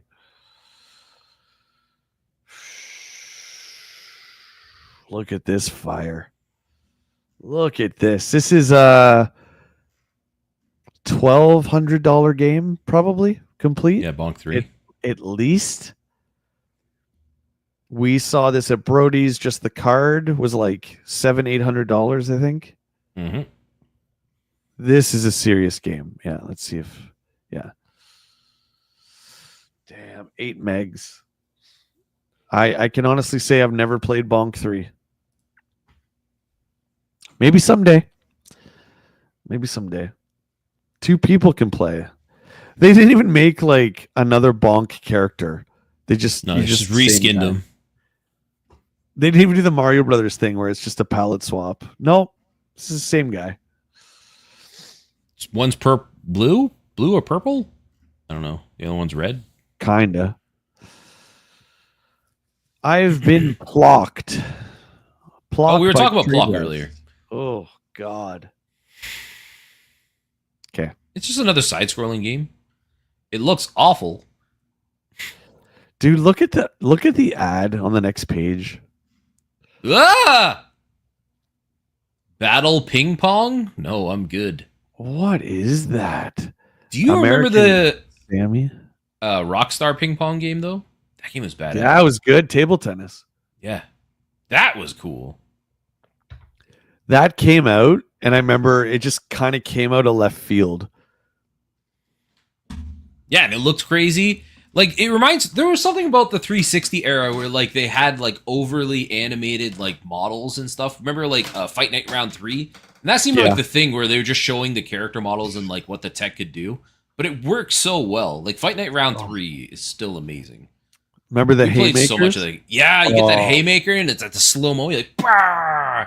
You could just hear the crunch and the face just coming off the skull and all that. And like the sweat coming off and stuff. You're like, oh my God, it's so cool. I want to play that game again now. I don't have a copy of that. Let's go. Eternal Champions for the Sega Genesis. Where's Matt? Matt's not here, I don't think. But him and I share a love for this game. This was Sega's entry into the fighting game genre. And wow, it's not even done yet. 50% done here in 93. It's good. I love this game, man.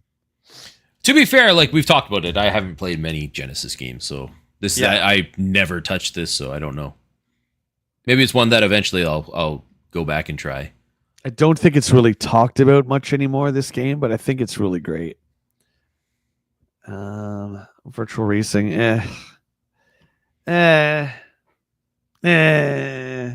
This is the early like polygonal stuff The early polygons. like Stunt FX and like Star Fox started to do. There's something about Nintendo doing it that was just so much better, though. Yep. Like Virtual Racing and Virtual Fighter was just. I mean, as soon Not as great. when Tekken came out, it was like it's the end of Virtual Fighter. Like Tekken was great. I will argue Daytona USA though, fantastic. I don't know if I wouldn't count that though. This is like pure polygon. This is like Star Fox, where everything is made of giant polygons. Daytona is way more detailed. That's true. It's a bit more advanced. I just like the arcade version of that. I never played like a console release, but the arcade version, love the arcade. Daytona's fire. Saturn and the Dreamcast have versions of it. Just fire, man. It's so good. Everyone in the chat, do me a favor and slap that like button down so we can get some pushing out there in the algorithm. I appreciate it. You guys are all subbed, but if there's someone who is not subbed, what are you waiting for? And if your name is in gray, please consider becoming a channel member. You can do so for as low as 99 cents. You get to game with us on Saturdays and jump into our private Discord. All right. No. Oh, God. Oh. Winner, pit fighter dinner. Ugh. How about bad games and then get to sequel? Oof. Oh, I'm gonna barf looking at this, man. Like, Why is everything so red? It hurts. Whose idea was to put like these character things? I don't know if you. I jumped ahead of you, but they have the character cards and like the pictures are all super red, and then it's like red background. It's a bad idea. That was a bad design choice. yeah, forget Ryu and Ken. We have Chief and Ty, And who can Tanya, forget Buzz. Buzz the pro wrestler, Tanya the roller queen, Connor karate This- champion. Pit Fighter really reminds me of something that would be on the 3DO or the Jaguar. It's just, it plays horrendously. Back in the day, it looked pretty good, but I mean, Mortal Kombat was so much better in terms of full motion video graphics. It crushed it. This is just a bruise. We're gonna do some 4-0s after this stream. Need practice if anyone wants to squad, says the mighty Mutron. Jungle Book. Should practice for tomorrow. Yeah, I haven't played since. Oh, dude, you were. Yeah, I think you were streaming last Saturday. We usually overlap, but man, I lost it last Saturday. We were getting spanked so hard every single game. I was just losing my mind. It was crazy. Sonic Spinball, baby! There it is. I love Sonic Spinball. Oh, we skipped Son of Chuck. Chuck Rock 2. Another Jungle Book. mascot. You didn't want to talk about the Jungle Book? Nah, I'm good. Okay. It's Sonic Spinball. I mean, the idea makes sense. I mean, given the bonus stages in the first Sonic that is basically is a pinball table, this makes sense. But I'm with Josh. It sucks. It sucks. I don't know. I always love these games. Same with like the OG NES pinball. Also love that. Black Box pinball. So good. So good. Formula One Grand Prix. Never played it. Yeah. These games have zero interest for me. Oh, the racing, yeah. The only one I ever liked was Super Monaco GP for Genesis, which Sega made. And that's because I bought almost everything Sega did because their games are just so good. So it kind of got me into what is Super Monaco? What kind of cars are those, chat? That's F1, I guess. F1 cars? I think so, yeah. Sonic CD. Yeah, this is supposed to be hailed as one of the best Sonics out there. But I don't know. Yeah, it's got the cartoon intro. We look at the top. Or not the cartoon intro, but like an animated intro, which is pretty slick back in the day, man. Is it Indy cars? I don't know. If you Google Super Monaco, I don't know what it is, but... Oh, here you go. Speaking of full motion video, Willie, look at page 146. Oh, I was looking at Sonic CD. Hey, Rebel Assault. Good game. Look at these graphics. Planet Colador. Rebel Assault. I don't know if I played this one. I never played mean, it on the Sega CD. I'm pretty sure I played the PC version, though. Right. This one here would have been so exciting because of, our love for Star Wars, but plus it's like really close to the movie in terms of graphics. Mm-hmm. But I never owned a Sega CD when it was available. Never did. These X-Wing games were great, like X-Wing versus TIE Fighter and like all those, like so much fun. That's like an era that seems to have gone, like this type of style of game. Yeah, it's like your standard flight sim, but you put a Star Wars skin on it, right? Yeah. Like it's fun. Yeah, I'm trying to remember. Yeah, I don't think I played this one. Hey, buddy. You okay? All right. Oh, there we go. Still feed. There's the game everyone knows. Hey, come here, buddy. Yeah, it's just one of those shooters. Them shooters. It's a top-down shooter. Looks like nothing super special. Ow. My eyeball. Okay, we're moving on. Oh, look at this. Oh, did this ever come out? Sorry, page 152. We got Robotech Macross 2036. Oh, this Turbo looks Duo? sick. Oh. Yeah. Yeah, I'm going to say no. It didn't come here at least. Oh, man, look that it looks up. great. Yeah, check it out. Macross 2036 Turbo. I would just say PC Engine because it probably might have been like a Japanese thing. Was it just Japanese? Looking. 2 side-scrolling PC Engine shooter, Super CD-ROM. Yeah, it was released, but I don't see if it was stateside or not. It just says it was released on this wiki. 95% complete. It might have been just a Japan-only thing, maybe. Yeah, I don't think I can safely say I've never seen a copy of this anywhere, so I'm going to say it doesn't. Hey, Draws, how you doing? This Robotech yeah. game sounds great. Good to see you, mate. Japanese release, April 3rd, 1992. Oh, there you go. Okay. That's why we can't find it. There was that Robotech game that came out for Xbox, PS2, and GameCube. Remember that? It's 2003. That one came. I still have the Xbox one. But yeah, I love me some. Is that the one that came in that like cool like collector's box thing? Yeah. Oh, okay, yeah. Yeah, I do remember that. I don't have the box for anywhere. There's that one. Battle Cry. You see it? Yep.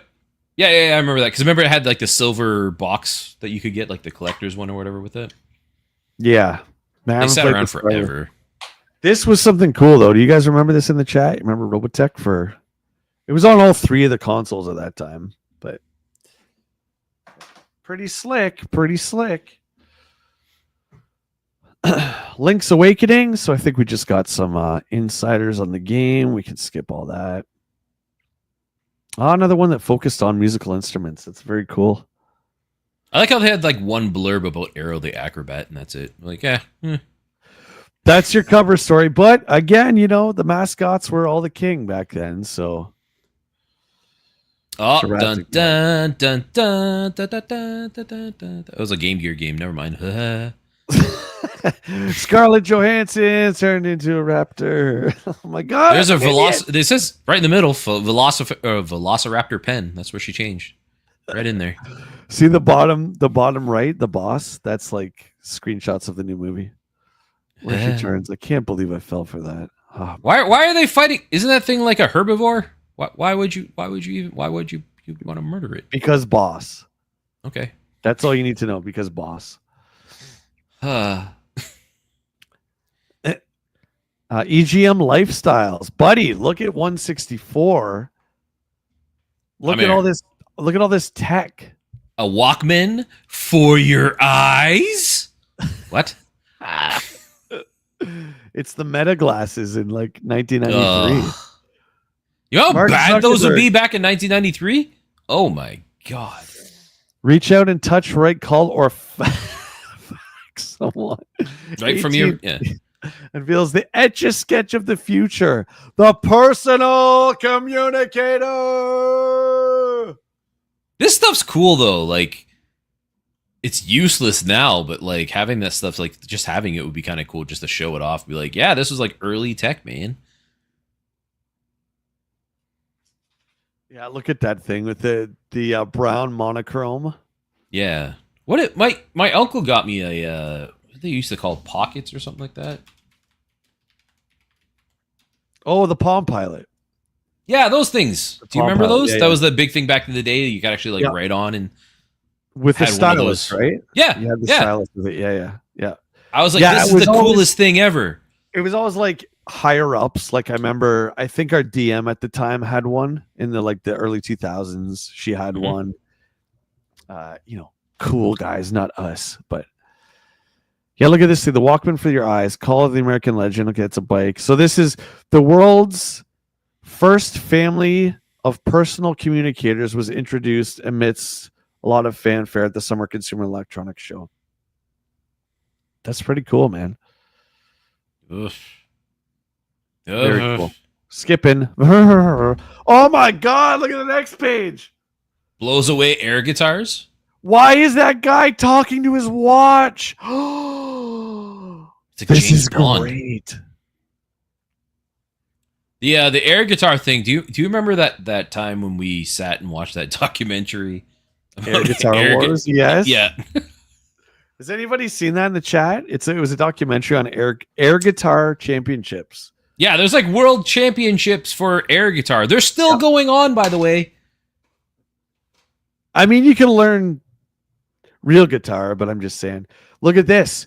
As CDs become more popular, we're going to get plastic towers where you can stack them on top of each other. No! Whoa. I should get some of those for the PlayStation games. Yeah. God, I had them for years. I think I finally tossed them. Yeah. That'd be a fun way to display it, though, I think. Nah, probably not. You okay, buddy? It's kind of like DVD racks. I remember I used to have a ton of those too. Oh, this is great. Technology has finally caught up with our imaginations. The Panasonic KX-T9900, one of the hottest products at the CES. It sounds like a droid from Star Wars. KX-T9900. Why aren't you at your post? Ugh. So amazing. So amazing. Draws, that would be an amazing sport. Yeah. Well, it is competition. I think the doc we watched, I think it was in Vegas that they did it. Yeah. So there you go. Speed Racer returns. That's great. We got Cliffhanger, Last Action Hero, Jurassic Park, all these wonderful movies from the 90s. I love Last Action Hero. I still watch that like from time to time. I think that movie's great. I've never seen Last Action Hero. It's good. I stand by it. I think it's a good movie. I should be in trouble for that. No, I think it's just a fun movie. Never seen it. I've never seen it.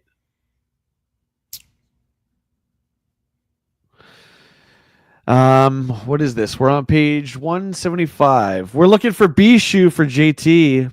We got instead we got Doc's High Tech Sentai controllers, which are Wireless controllers? Wireless for Genesis, yeah. They look like they use infrared receivers, which means that like they're probably not great. Yeah, this looks a little rough here. Again, Aunt Connie, she would be like the coolest aunt ever. She came over for Christmas dinner, and her gift, which is usually a sweater that she makes for you, this year, she heard that you like to have your buddies over. You need a second controller for your Genesis. She would buy you these. She'd be like, "These are awesome. We'll get these for Jay because they're wireless and there'll be no cords clanging up the floor and all that stuff. And then Jay opens these and he's like, oh my God, it's Doc's high tech. I wanted STDs, Aunt Connie. Wait a minute. Wait a minute. Hold on. Roll it back. Hello? Are we still streaming? Hello? Hello?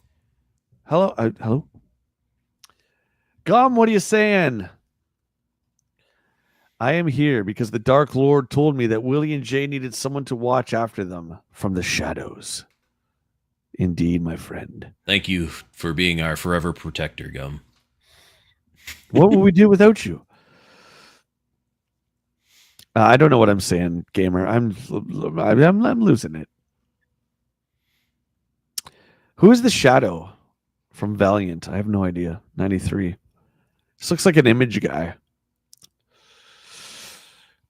I don't know. I don't know who the Shadow is. Or Shadow, sorry, because there's the Shadow and then there's Shadow. Yeah, The Shadow was that movie, right? With Billy Zane? Is that the same one? Yeah, No. Billy Hips. Yeah. Yeah, him. Or was that Shadow Man? No, the Shadow. Wait, no. Shadow Man was with Liam Neeson? No. Am I getting mixed up? No, that was Dark Man. Dark Man. Okay. But Shadow, Dark. Okay, no, we'll do this right now. Google the Shadow for Super Nintendo. And you'll see the guy. I guess you could just Google the Shadow. But... Hi, buddy. Okay, but that's but that's the movie with. Is that? But is it called The Shadow? Oh yes, but it's not. I'm misremembering. Yes, okay. Okay, it's called The Shadow, and it looks different than this guy, right? Yes. Okay. No. The movie The Shadow looks like that guy with it stars Alec Baldwin. Well, then who's Shadow Man, JT? Billy Zane plays one where he's like in a purple suit, isn't it? Am I like? Do I not remember this? Billy Zane? No, that's the Phantom. Is that the Phantom? Okay, listen. All these names are like going together. They're all superheroes that nobody cares about. Let's just face it. We got Darkman, we got the Shadow, we've got Phantom. I don't know, man. Who's Phantom? Who's the Phantom? I don't friggin' know. Oh my God. Is this right? Yes, that's the one I was thinking. That has what's his face? Billy Zane in it. Yes, okay. The Phantom. The Phantom? Yes. Yeah, okay, I remember that one. And then the Shadow has Alec Baldwin. Ladies and gentlemen, can I direct your attention to the screen? If you're not looking, I need you to look right now because we have an actual ad for Aero the Acrobat by Sunsoft. Check it out.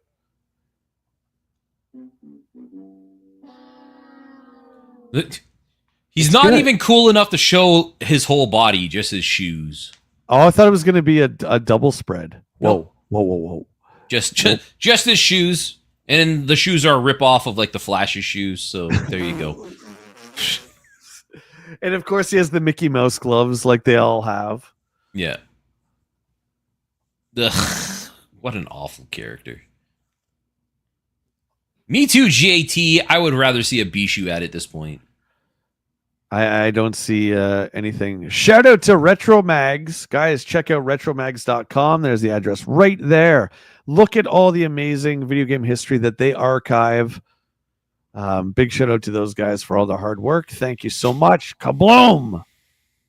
Another issue down, buddy. We're on to the big issue 50. Average, don't spread that Bubsy disease. Stop it. Stop it!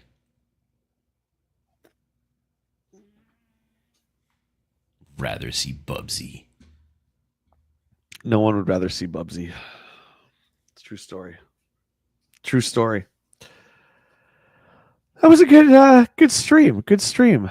That was good. We got to shout out the top fans. Again, the top 3, the EXP will be documented by me. We're going to do a giveaway at the end of each month. Shout out to JT, who was number 1 with 575. Mighty Mutron at number 2 with 425. Bat Stan is in the top 3 at 300 points. Very exciting. Let's go. Will's going to let you know where you guys can find him and all the exciting things that he has going on, particularly tomorrow. Yeah, guys, if you haven't already, you can catch me live every Wednesday, Saturday, Sunday over on Twitch. It's twitch.tv/WillyLo. Tomorrow, I'm doing a 12-hour plus event where we're raising money towards the Children's Miracle Network through Extra Life. We got some fun goals that we're going to hit. I'll do some stupid things. And the top goal is, if we hit the $2,000 donation goal, I will glitter my beard live on stream for you guys. Say what? Yep. Yeah, we'll get glitter in the beard.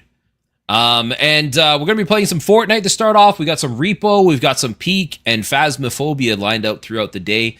I know a lot of you guys usually stick over here on YouTube side of things. So I'm going to see it. I'll ask Jay if it's okay if I can at least post the dono link if anyone wants to contribute to the Children's Miracle Network. Of course you can. We're all here to support each other, all us creators. So of course you can. Raj, you can earn experience points through Super Chat, Super Sticker, or just by chatting. So you can get experience just through your talking, buddy. I'm just telling you. No participation awards here. I don't believe in it. I do not. Participated award. Yeah, I'll be with Will for a bit tomorrow too, playing Fortnite. So we start at 12 Eastern tomorrow. We're gonna have Jay playing some Fortnite with us, Matt Tracker, Ruben, and a good friend of mine, Jody May Gaming. And then going through, we're also gonna be featured on the Twitch front page, which is kind of a big deal. I think we may get a whole bunch of new friends watching, so it's gonna be a big day tomorrow. I think. That's awesome. Very proud of you, buddy. That's awesome. So Community Day tomorrow. We'll be hanging out here. We'll be hanging out with Will. And then we're back Monday with Grand Theft Auto San Andreas and another wonderful week of streaming. But we'll see you guys tomorrow. Hey, have yourselves a great day. Thank you so much for this super chat. Mutron, $9.99. Let's go, buddy. Let's go, Mutron. Thank you, my friend. Appreciate the support. Boom. There's your number one. Right at the end, going to number one. Thank you, gamer. All right, everybody. You guys have yourselves a great day, and Will and I will see you bright and early tomorrow. Cheers, friends. Bye, friends.